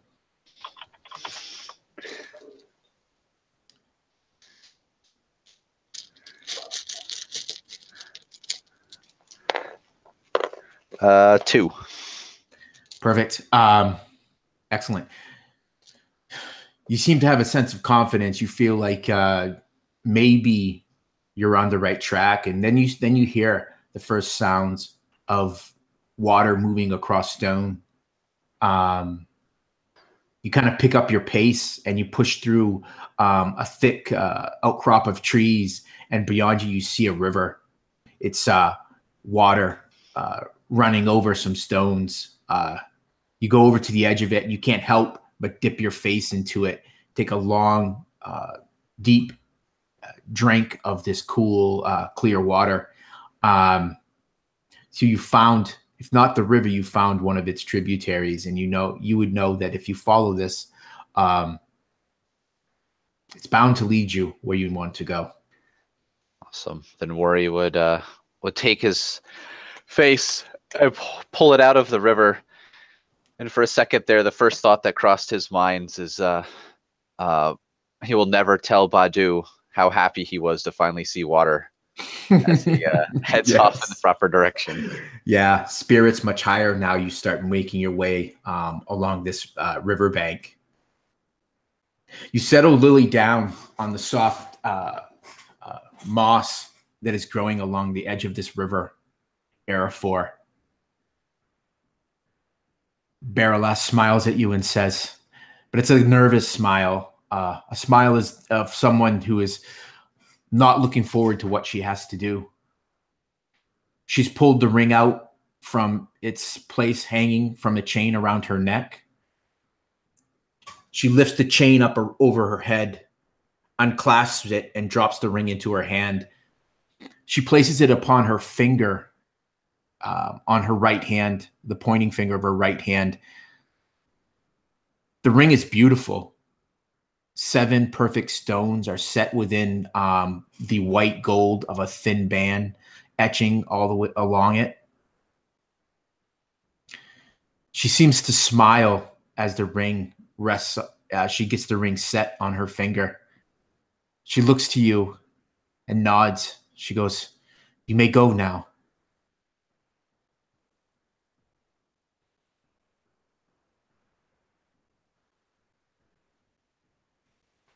You need me to go? "It is safer for you if you go. Go away. Do not come until I call for you." You say so. And Araphor is going to head back, and he's going to use this time while being exceptionally nervous and anxious to go and tend to Isfael. I know that the horse had taken a little bit in the run. He's going to make sure that she gets some food if he has any, some water, and try to patch her up as best as he can. Mm-hmm.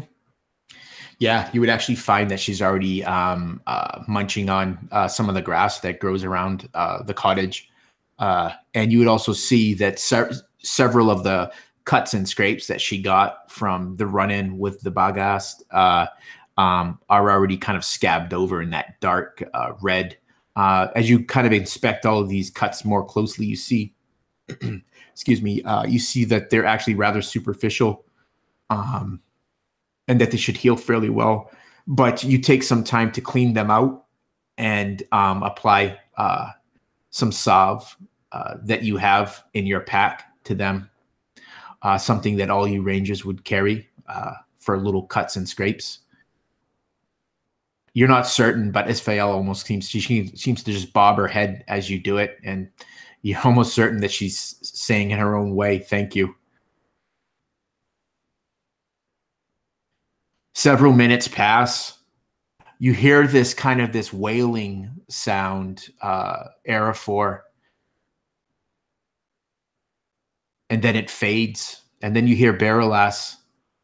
She yells for you, "Araphor, come quickly." He'll rush over immediately.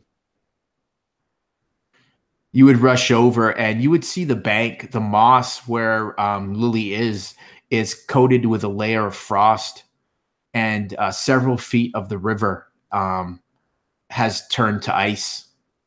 The water still running underneath it. The ring is no longer on Berelas's finger, most likely hanging from the chain that she keeps tucked under her blouse. She's kneeling beside Lily. Lily is breathing much better now. Color starting to return to her face. Though you see that Berelas is kind of rubbing her hands and arms. She looks up to you and says, "Quickly, help me." What do you need? "Rub life back into her limbs." And she would show you, she would kind of give you a look like this. And you see her just kind of rubbing like her arms along her the right side of her body.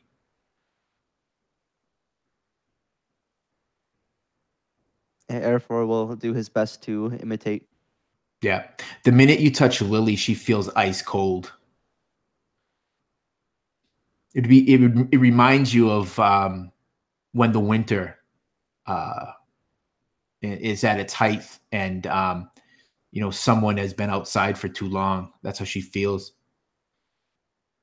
But as you work your hands across her, you can feel warmth start to come back into her limbs. You see Berelas is just kind of massages around her upper chest and her abdomen. Lily, you gasp awake. And you see Berelas and Araphor kneeling above you.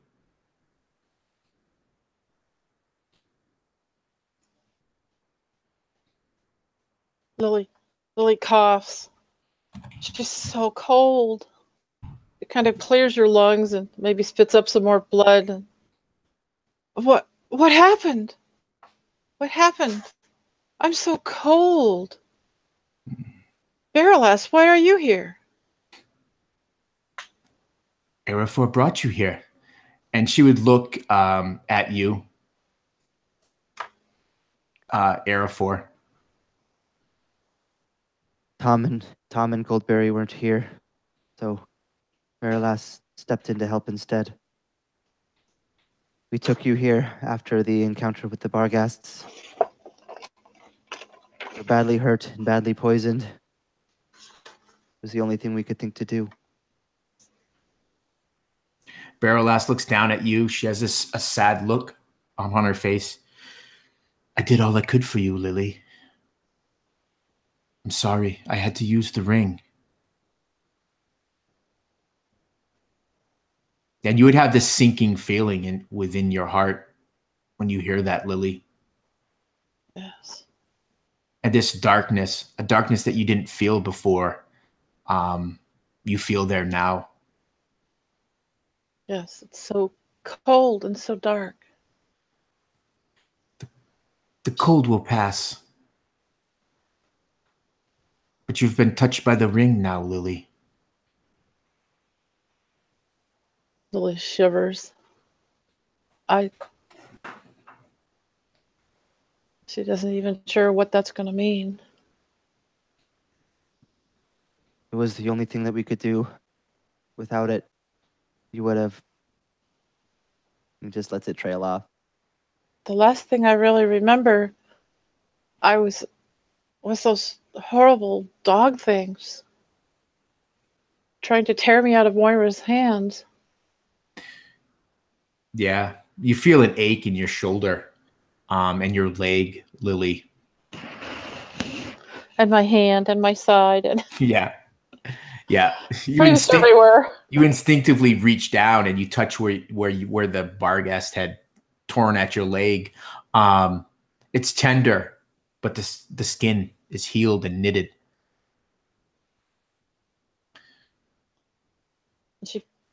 She can feel, yes, that the skin is healed and knitted, but when she moves, it's more difficult than it used to be. It's not as free or as easy. And her body's very stiff. Berelas, seeing that, she goes, you will still need to rest. The ring's magic has mended your body, but you will have to return the strength to it. She looks at you, Araphor. She goes, help me get her up. We'll bring her back to the cottage, get her some warm tea. Of course. Yes, tea. And her eyes brighten just a tiny bit. Is there anything to eat? Berelas chuckles a little bit, and she goes, yes, Lily. There's some honey cakes, I think. And the two of you would lead Lily up to the cottage and get her some tea. Badu and Moira, you follow the path that was left by Araphor, and it's about mid-morning when you smell the smoke and hear the sounds of conversation and laughter. As you approach Tom's cottage, you see Araphor, Lily, and Berelas sitting out front of the cottage. They seem to be drinking some sort of tea or something, and you can see honey cakes sitting on a platter. Most of them that were there are probably gone now, but a few still sit on the platter. Lily! Moira starts to run. Moira! Badu's here. Badu's still in that kind of like newborn pony type trot. It's just extremely ungraceful, and now with a lot more, his eyes kind of widen and a lot more hope in them, he runs over and just falls in front of Lily on his knees, and he holds out her pack and he says, I brought it for you. I know it's important. And he's just breathing really heavy, and he just looks at her with like the biggest childlike doe eyes. Like he just saved her life by bringing her pack, and he just looks so happy and hopeful that she's alive. Seeing Badu like that, she reaches out and pats him on the shoulder. You did well, Badu. You did very well. Thank you. And she takes her pack. And he like rolls over onto his back, and you could just see his large chest just pushing against his armor, like moving it very, very heavily as he takes just a lot of deep breaths.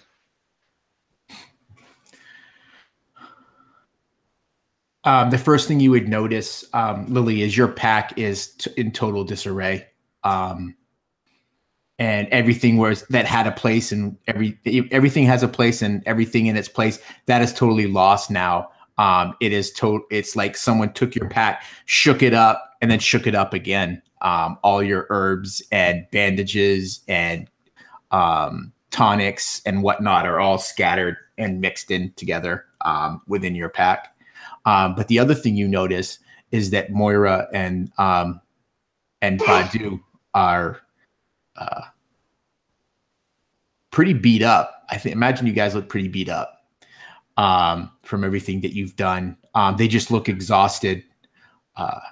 Berelas, seeing that as well, says, "Quickly, you two, come, sit. We'll get you something to eat and to drink. We'll tend to those wounds." Badu goes to roll one shoulder over, and he gets like a quarter of the way up as he tries to roll over, and he just falls back down. And he just reaches his long, meaty arm. It's all cut and bruised and just ripped to shreds. He just reaches it up for one of the honey cakes.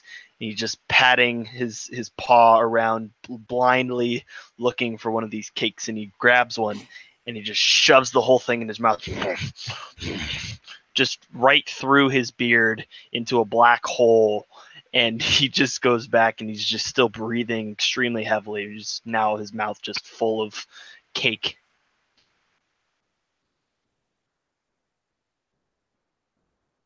Moira is still standing, but she's wavering on her feet. And at Berelas's invitation, she'll come and she'll sit. And she'll look from Lily to Araphor and back to Lily. I'm very glad to see you.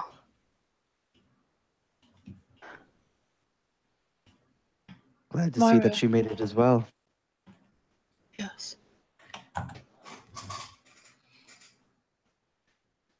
And not without some trouble. Yes. My path was not without its issues as well.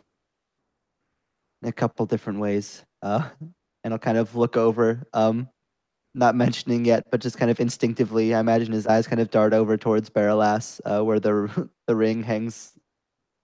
Not necessarily wanting to say anything yet, but just like very worried. Yeah. I'm not sure if the others would notice that, but I mean, they can make perception rolls to see if they notice. Moira is too tired to read subtext right now. But one thing that would stand out is that you don't see Goldberry and you don't see Tom. But Lily looks much better than when you last saw her.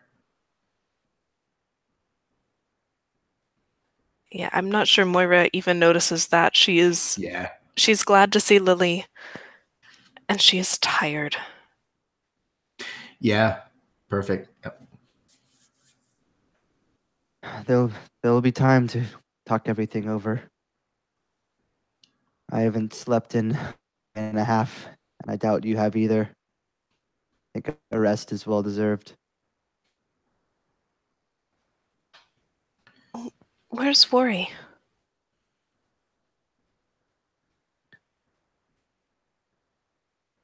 We cut ahead. We made up a lot of ground. Probably won't make it here until a couple hours, if not a day, after we did. But he Took left. quite a shortcut going through the downs. He left well before us. He ought to. You don't think?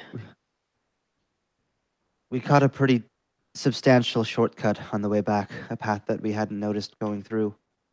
If he didn't catch that, then it's unlikely that he would make it here before us, even though he left earlier. Araphor, there were so many of them. If he was by himself and without the horn. The horn?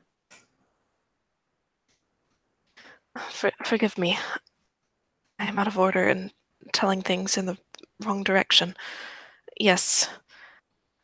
There were many barghest and the horn, it glowed and I blew it and they fled from it. We would not have survived. Yeah, Araphor raises an eyebrow at that.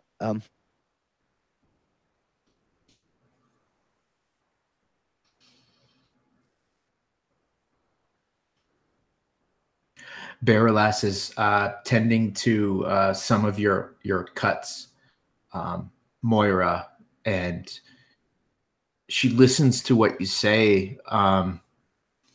Then a look of concern across her face, and she realizes, where is Warry? What do you mean? He's not with you?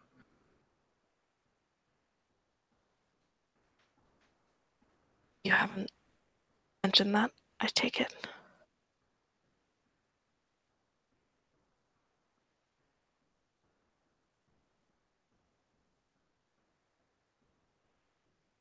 When Berelas says this, Badu, probably unbeknownst to everyone else, had dozed off, and she says this, and he like starts awake. He's, what is? And he swallows what's left of a honey cake that was resting in the back of his mouth. He's, where's Warry? He's not here. Oh.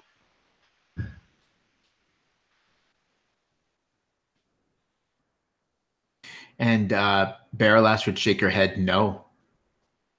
I've not seen him since you all departed.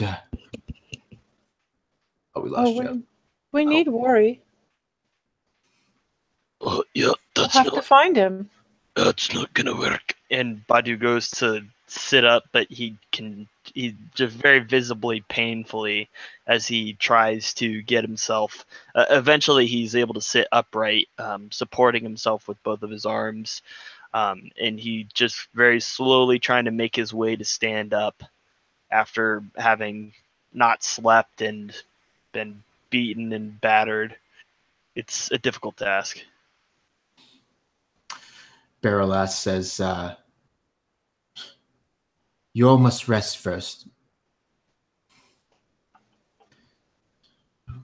Wherever Warry is, none of you are in the proper condition to do him any good anyways. And you could tell that she's trying to convince herself just as much as maybe she's trying to convince you. But we need him, and he needs us. That might be, Lily, but you just came back from the very brink of death yourself. No, you must all rest. Maybe when Tom is back, he can help us. Yes, that's what we will do. But he's in danger out there. It's hard to rest when he's not here with us. I understand, Lily. But it'll do no good for us to worry more. And she snaps at you, and then she realizes she has, and she says, I'm sorry, I know that you're worried just as much. But the truth is, you all need to rest. And she finishes cleaning out one of your wounds and bandaging it, Moira. And then she stands up. I have to go get some more bandages. There's herbs in my pack as well, although they're a horrible mess. So Lily kind of pats at her things and sort of starts trying to arrange them, but she's kind of random. Yeah.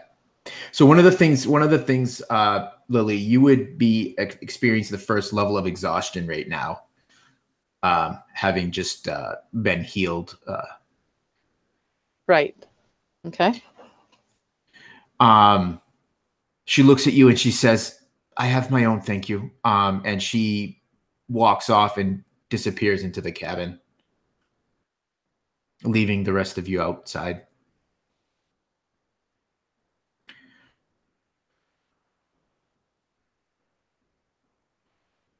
Warry, you're making your way along this bank. I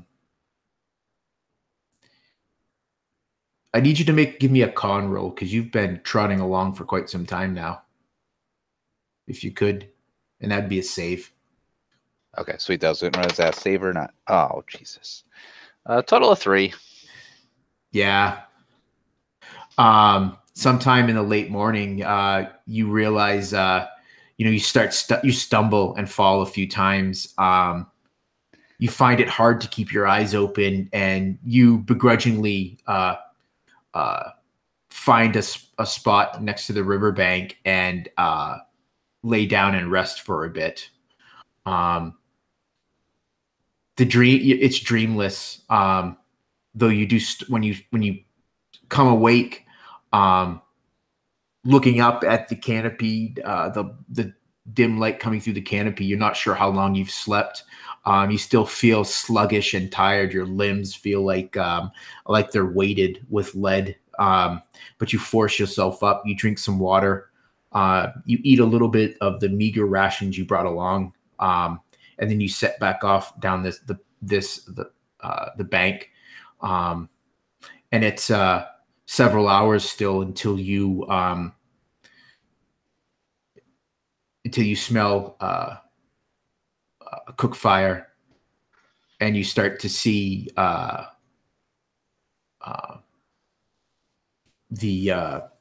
what is Tom's cabin. It's much later now. The sky is starting to pale and grow dark. You can hear the sounds of voices inside the cabin. As you approach, you can see light in the windows. Mingling with the smell of the wood burning, you can smell something, some sort of stew or something else that smells just delicious is cooking, carried in the air. Your stomach grumbles beside it, and you come up to the door. Awesome. And this does appear to be Tom's cabin. This is definitely Tom's cabin. You see Isfael hobbled, munching on some oats. Awesome. Then Warry would have probably gotten a sense of like urgency and vigor upon seeing that and rushed through, probably not paying attention to much, like barely paying attention to Isfael eating. If he hears the voices coming from inside, he would just barge open the door. And look around and see where everything, calling Berelas. Yeah, the door, for the rest of you, the door crashes open, and you see this wild dwarf standing there. Bits of grass and twig, leaf clinging to his beard, his hair crazy and unkempt, and all sorts of other things clinging to his cloak. It takes you a moment, but then you realize it's Warry, looking no worse for wear. And you hear Berelas say, "Warry?" Yep. I kind of like stutters. Am I too late? Are you all right?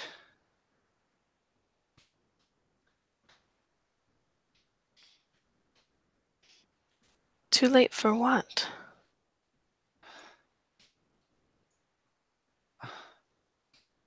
Too late for what? Didn't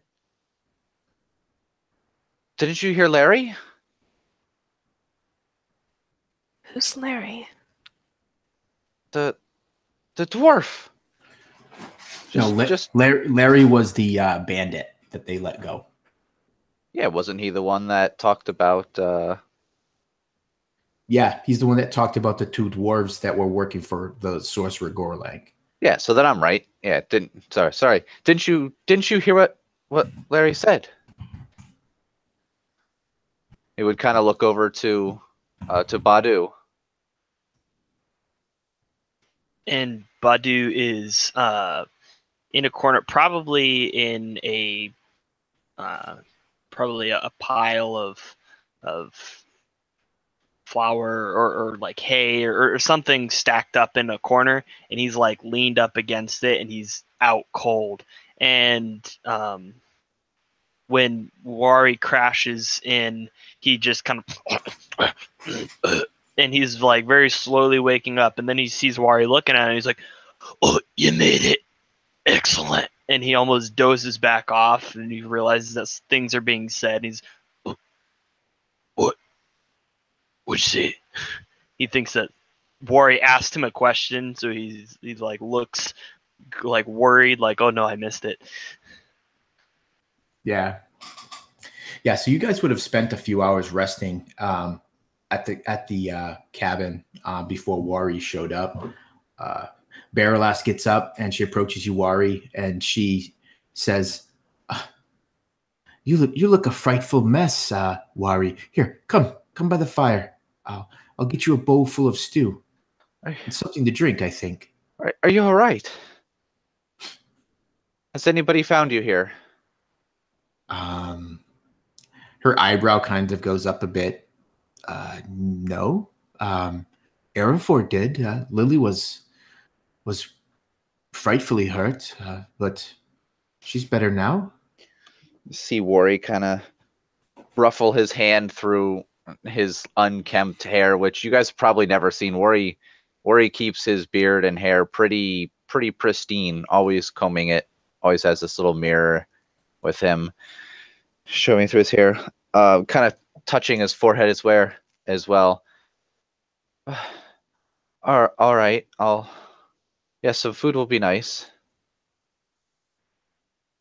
And he kind of follows off with Berelas to go grab some food and drink. I would imagine by then Lily is sound asleep in the corner somewhere. Yeah, she's snoring off on one of the pallets, for sure. Yeah, I mean, she just ran out. Nothing left. So you guys would spend some time chatting, sharing your adventures and what got you here. And it would be a little bit later in the evening when Berelas would ask you, Moira. She would say, or she would ask you, you mentioned something about the horn, so you were able to find it then? We were. It was not a simple task, but it was successful by the end. Her eyes would snap over to where Lily is sleeping, and she nods her head in agreement. But you were successful nonetheless. Good. So, where will the road take you next? Now that Lily is better.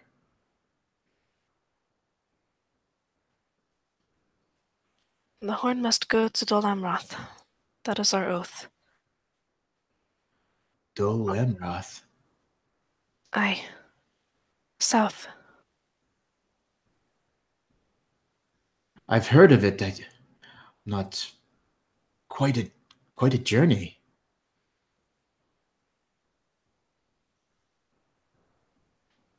Badu leans in like he's whispering to Warry, and he goes, "What's Dol Ameroth?"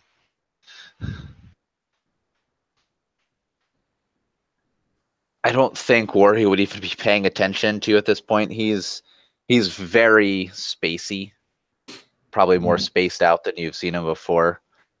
Yeah, especially once you start eating, once you get that food into your stomach and you drink some of the mead that Berelas gave you. Yeah, your head spins a little bit for sure.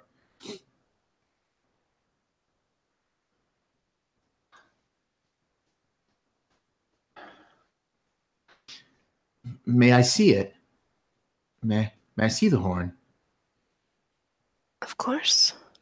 Moira will kind of dig through the pack and find the horn and almost reverently hold it out. Our oath is to return it to Orodreth's family and Dol Ameroth.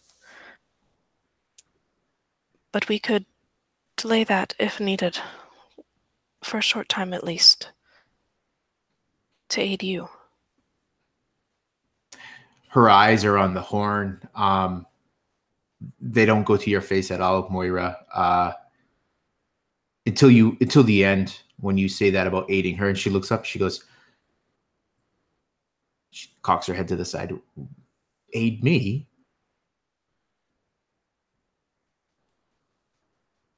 You said once that you seek to destroy that which you carry.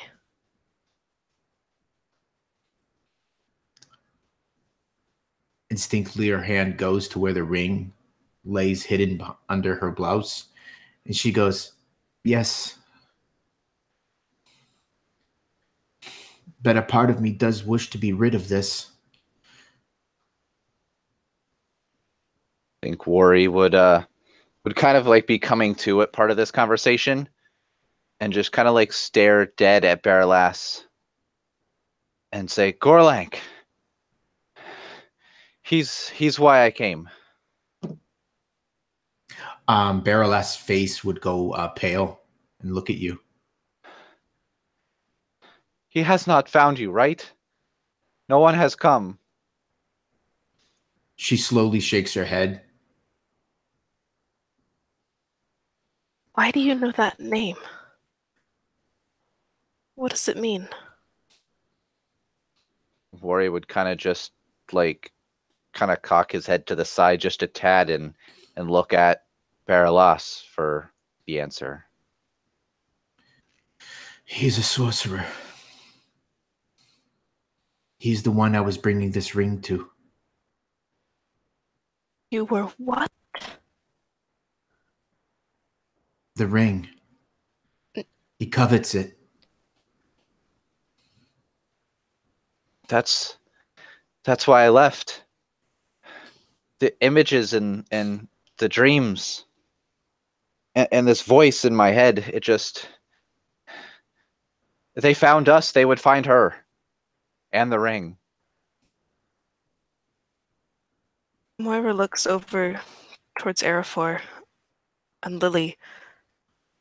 She's confused. I don't think she's heard that name, Gorlak, but Araphor at least told her that it was a sorcerer. She looks to him.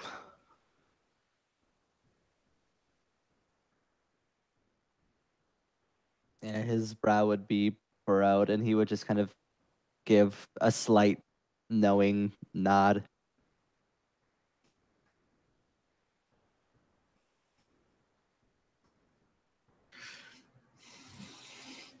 Yes, he draws shadow to him.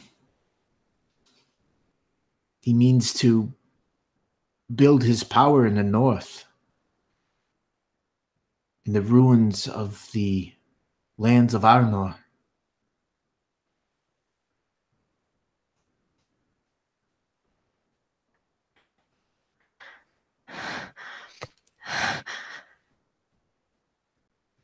I know him. Are you okay? What do you mean you know him?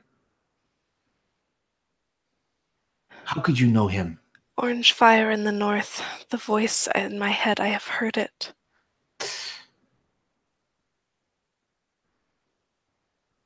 She turns to you, Warry, and she says, I told you. She's touched by shadow. Warry kind of stares off at Moira and just, I don't think he's quite able to grasp what's going on. First this horn, then these whites, then these dwarves after her, and now Gorlake, and now somehow it's all the same, it's all intertwined. And I don't think he's able to grasp it at the moment. He's just kind of staring blankly with his mouth open. Go. Suppose there's no reason to be secretive about it now. We have reason to believe that Gorlank has some need or some desire for Moira, particularly. We found orcs that said as much. They were looking for her to bring her north to this sorcerer, but for why, what purpose, we're not sure. Moira has tears falling gently.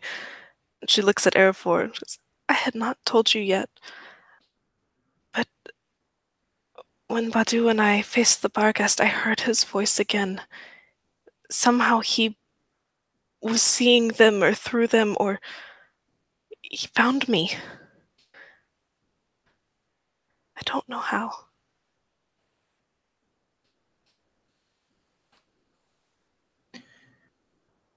Araphor's face would kind of twist into a frown, even deeper at that. Has he been following us through you? Berelas slowly shakes her head. She goes, I don't think so, Warry. I don't know what her part is. And you can see her studying you, Moira, with a more critical eye. But a part she will feel it's, who knows? I know this, though. If you have to carry this horn to Dol Ameroth, you should do it soon. The further you can get from here, the better. As they've been Was my talking. thought exactly. Oh, go on. Okay, as they've been talking, Lily did wake up and is listening.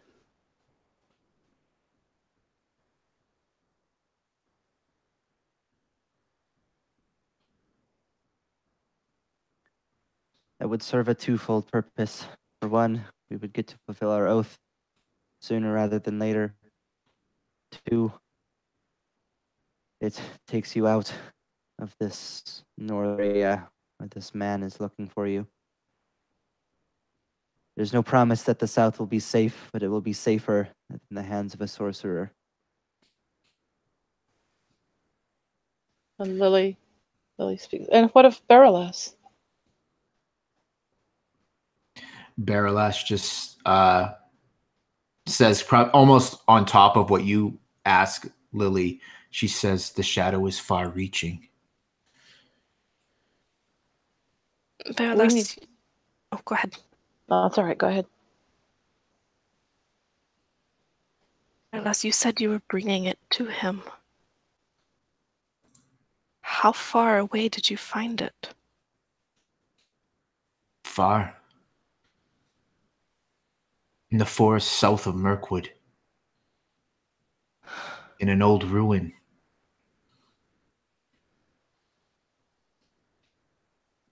Decades he had searched for it. His agents found it. And I foolishly agreed to be its bearer. Why? She shakes her head in disgust. I was foolish. Did not know how evil the man was until it was too late.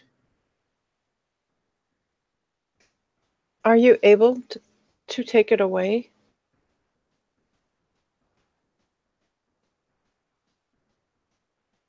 I mean, does it exert control over you that you must go to him? He will search for it. It seems the spring's power over you needs to be broken.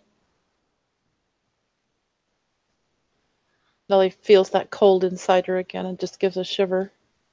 That's what Badu and I were trying to do Yes. until we came here. Speaking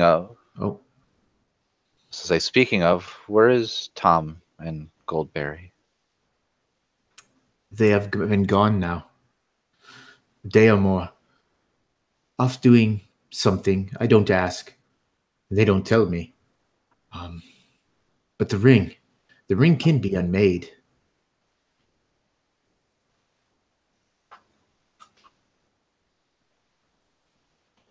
Seems to me that's very important.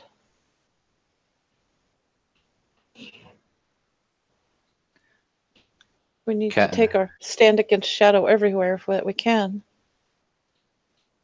Can we kill two birds with one stone? Does this place you have to take the horn? Is it anybody powerful enough there to unmake a ring?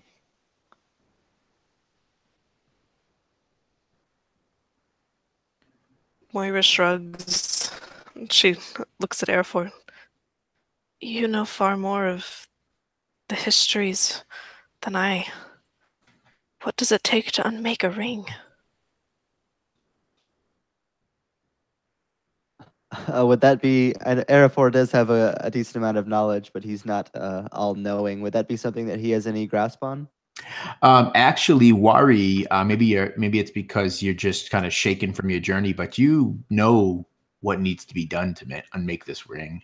You need a forge, but not just any forge. You need one of the great forges that can get hot enough. Yeah, would I know that if one is at this place we're going to? Probably not. Okay. A great forge, like what you would find in any of the dwarf holds. That's where they were heading. That's where they were heading west. One thing Lily would say: this is a great city. Orodreth gave me this pipe that's carved with all the beautiful buildings. If they don't have a great forge, perhaps they would know where to find one. I heard that elves can possibly unmake them too, but that's just a rumor. Oh, elves. Lily's eyes light up. Yeah, Rivendell isn't too far. It would probably be closer than Gondor. Berelas would nod. You guys would remember having run into a few of the Rivendell elves in your journey, Badu and Warry. And you remember the letter you carried westward. I think you read it, Warry. I did, yeah. And now maybe those kind of pieces all kind of fell into place for you when you found out about the ring. I think he did at one point feel that he could take it back to Rivendell, but I felt it maybe at that point he would trust more in the dwarves. But I think now he's getting a little more desperate. Well, we could always go back to Rivendell. Warry and I went through there. You've seen elves. Knife ears? Yeah, I've seen them. Oh, Warry. It's been some time since I've been through that area, but if there's anybody in the land who would know what to do with the ring, there would be the people there that would know.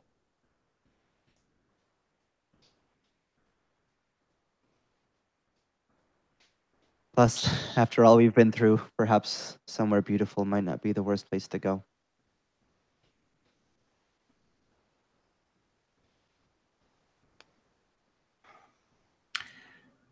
Berelas, who's been fairly quiet this whole time as you guys are discussing this, finally speaks up.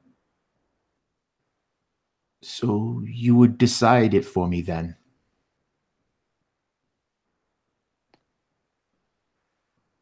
You're a person with your own choice. If you have a dissenting opinion, feel free to speak up. Otherwise, it seems the wisest course of action, at least according to what I can see.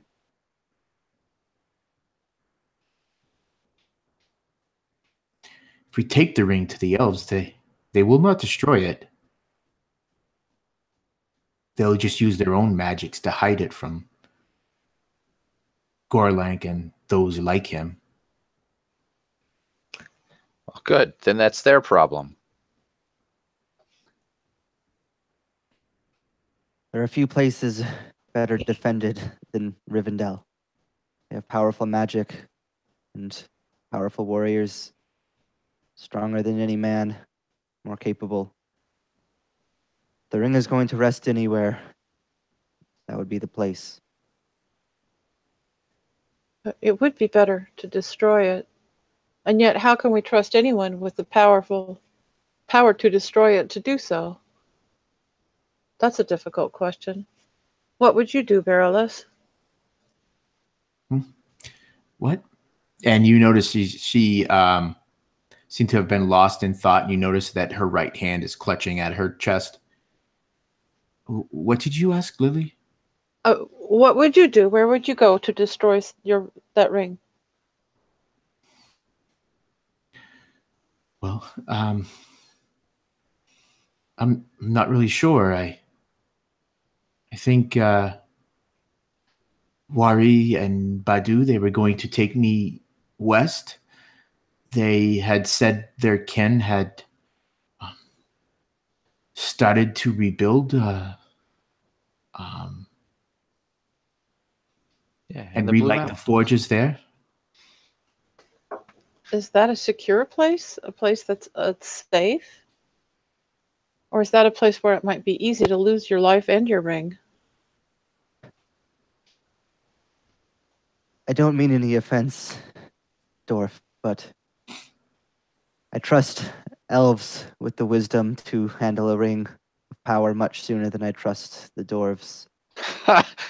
Handle. At least we'd destroy it. They'd keep it for themselves. You barely had the wherewithal to stop your greed from stealing from the Barrow White, and you expect me to allow your people to take a ring of power? He looks to the horn. You've stolen yourself and taken it from there. I at least gave it back. Because you would have died otherwise. Warry, You're nothing more than a steal it. thief as well. Plus, we were given the horn. We passed the trial. I made a deal with the White, as you might remember, that if we were to solve its riddles, we would get the horn and nothing else. You were still going there to steal it regardless of how you got it. If you failed the test, would you have still killed him and taken the horn? Interrupts, and she says, "Enough of this bickering. That solves nothing.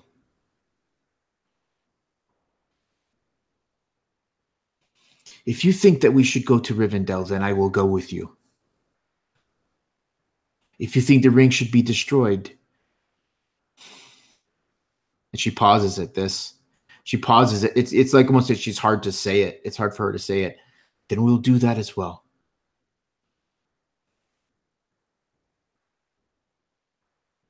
My vote is for Rivendell, but I'm not the only person here. Delia's eyes light up again. I long to see Rivendell. But that can't be the reason for going there. I do think they could deal with the ring.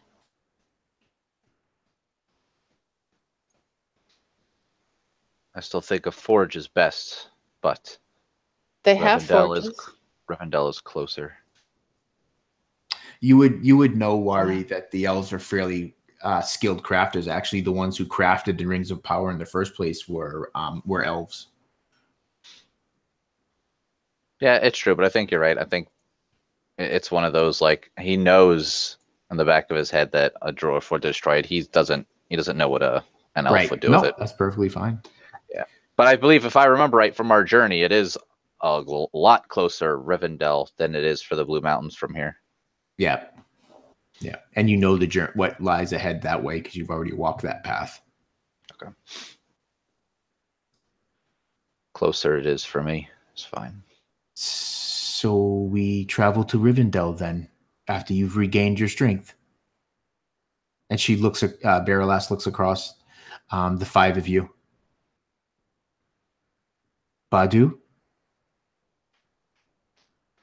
Badu's been sitting with his hands kind of folded together in his lap, hunched over a little bit, and he's been staring at this one particular crack in the floorboards that's it's just a little bit wider than the rest, and he's just peering through it as everyone's been discussing and bickering and trying to decide what to do. And when Berelas finally addresses him, he just keeping his eyes on this crack, he says, I want to get stronger. We're not powerful enough to face what lies ahead. We learned that today for sure. I say we go to this Rivendell, whatever. We drop off the ring and we gain our strength until we can destroy ourselves. That's what I want to do.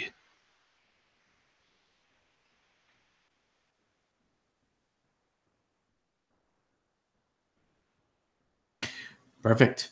So unless anybody else has anything else to say, then the Fellowship has decided you will convalesce for a few more days here at Tom's cabin, and then begin your journey eastward towards Rivendell with the hopes of getting Berelas and the ring there.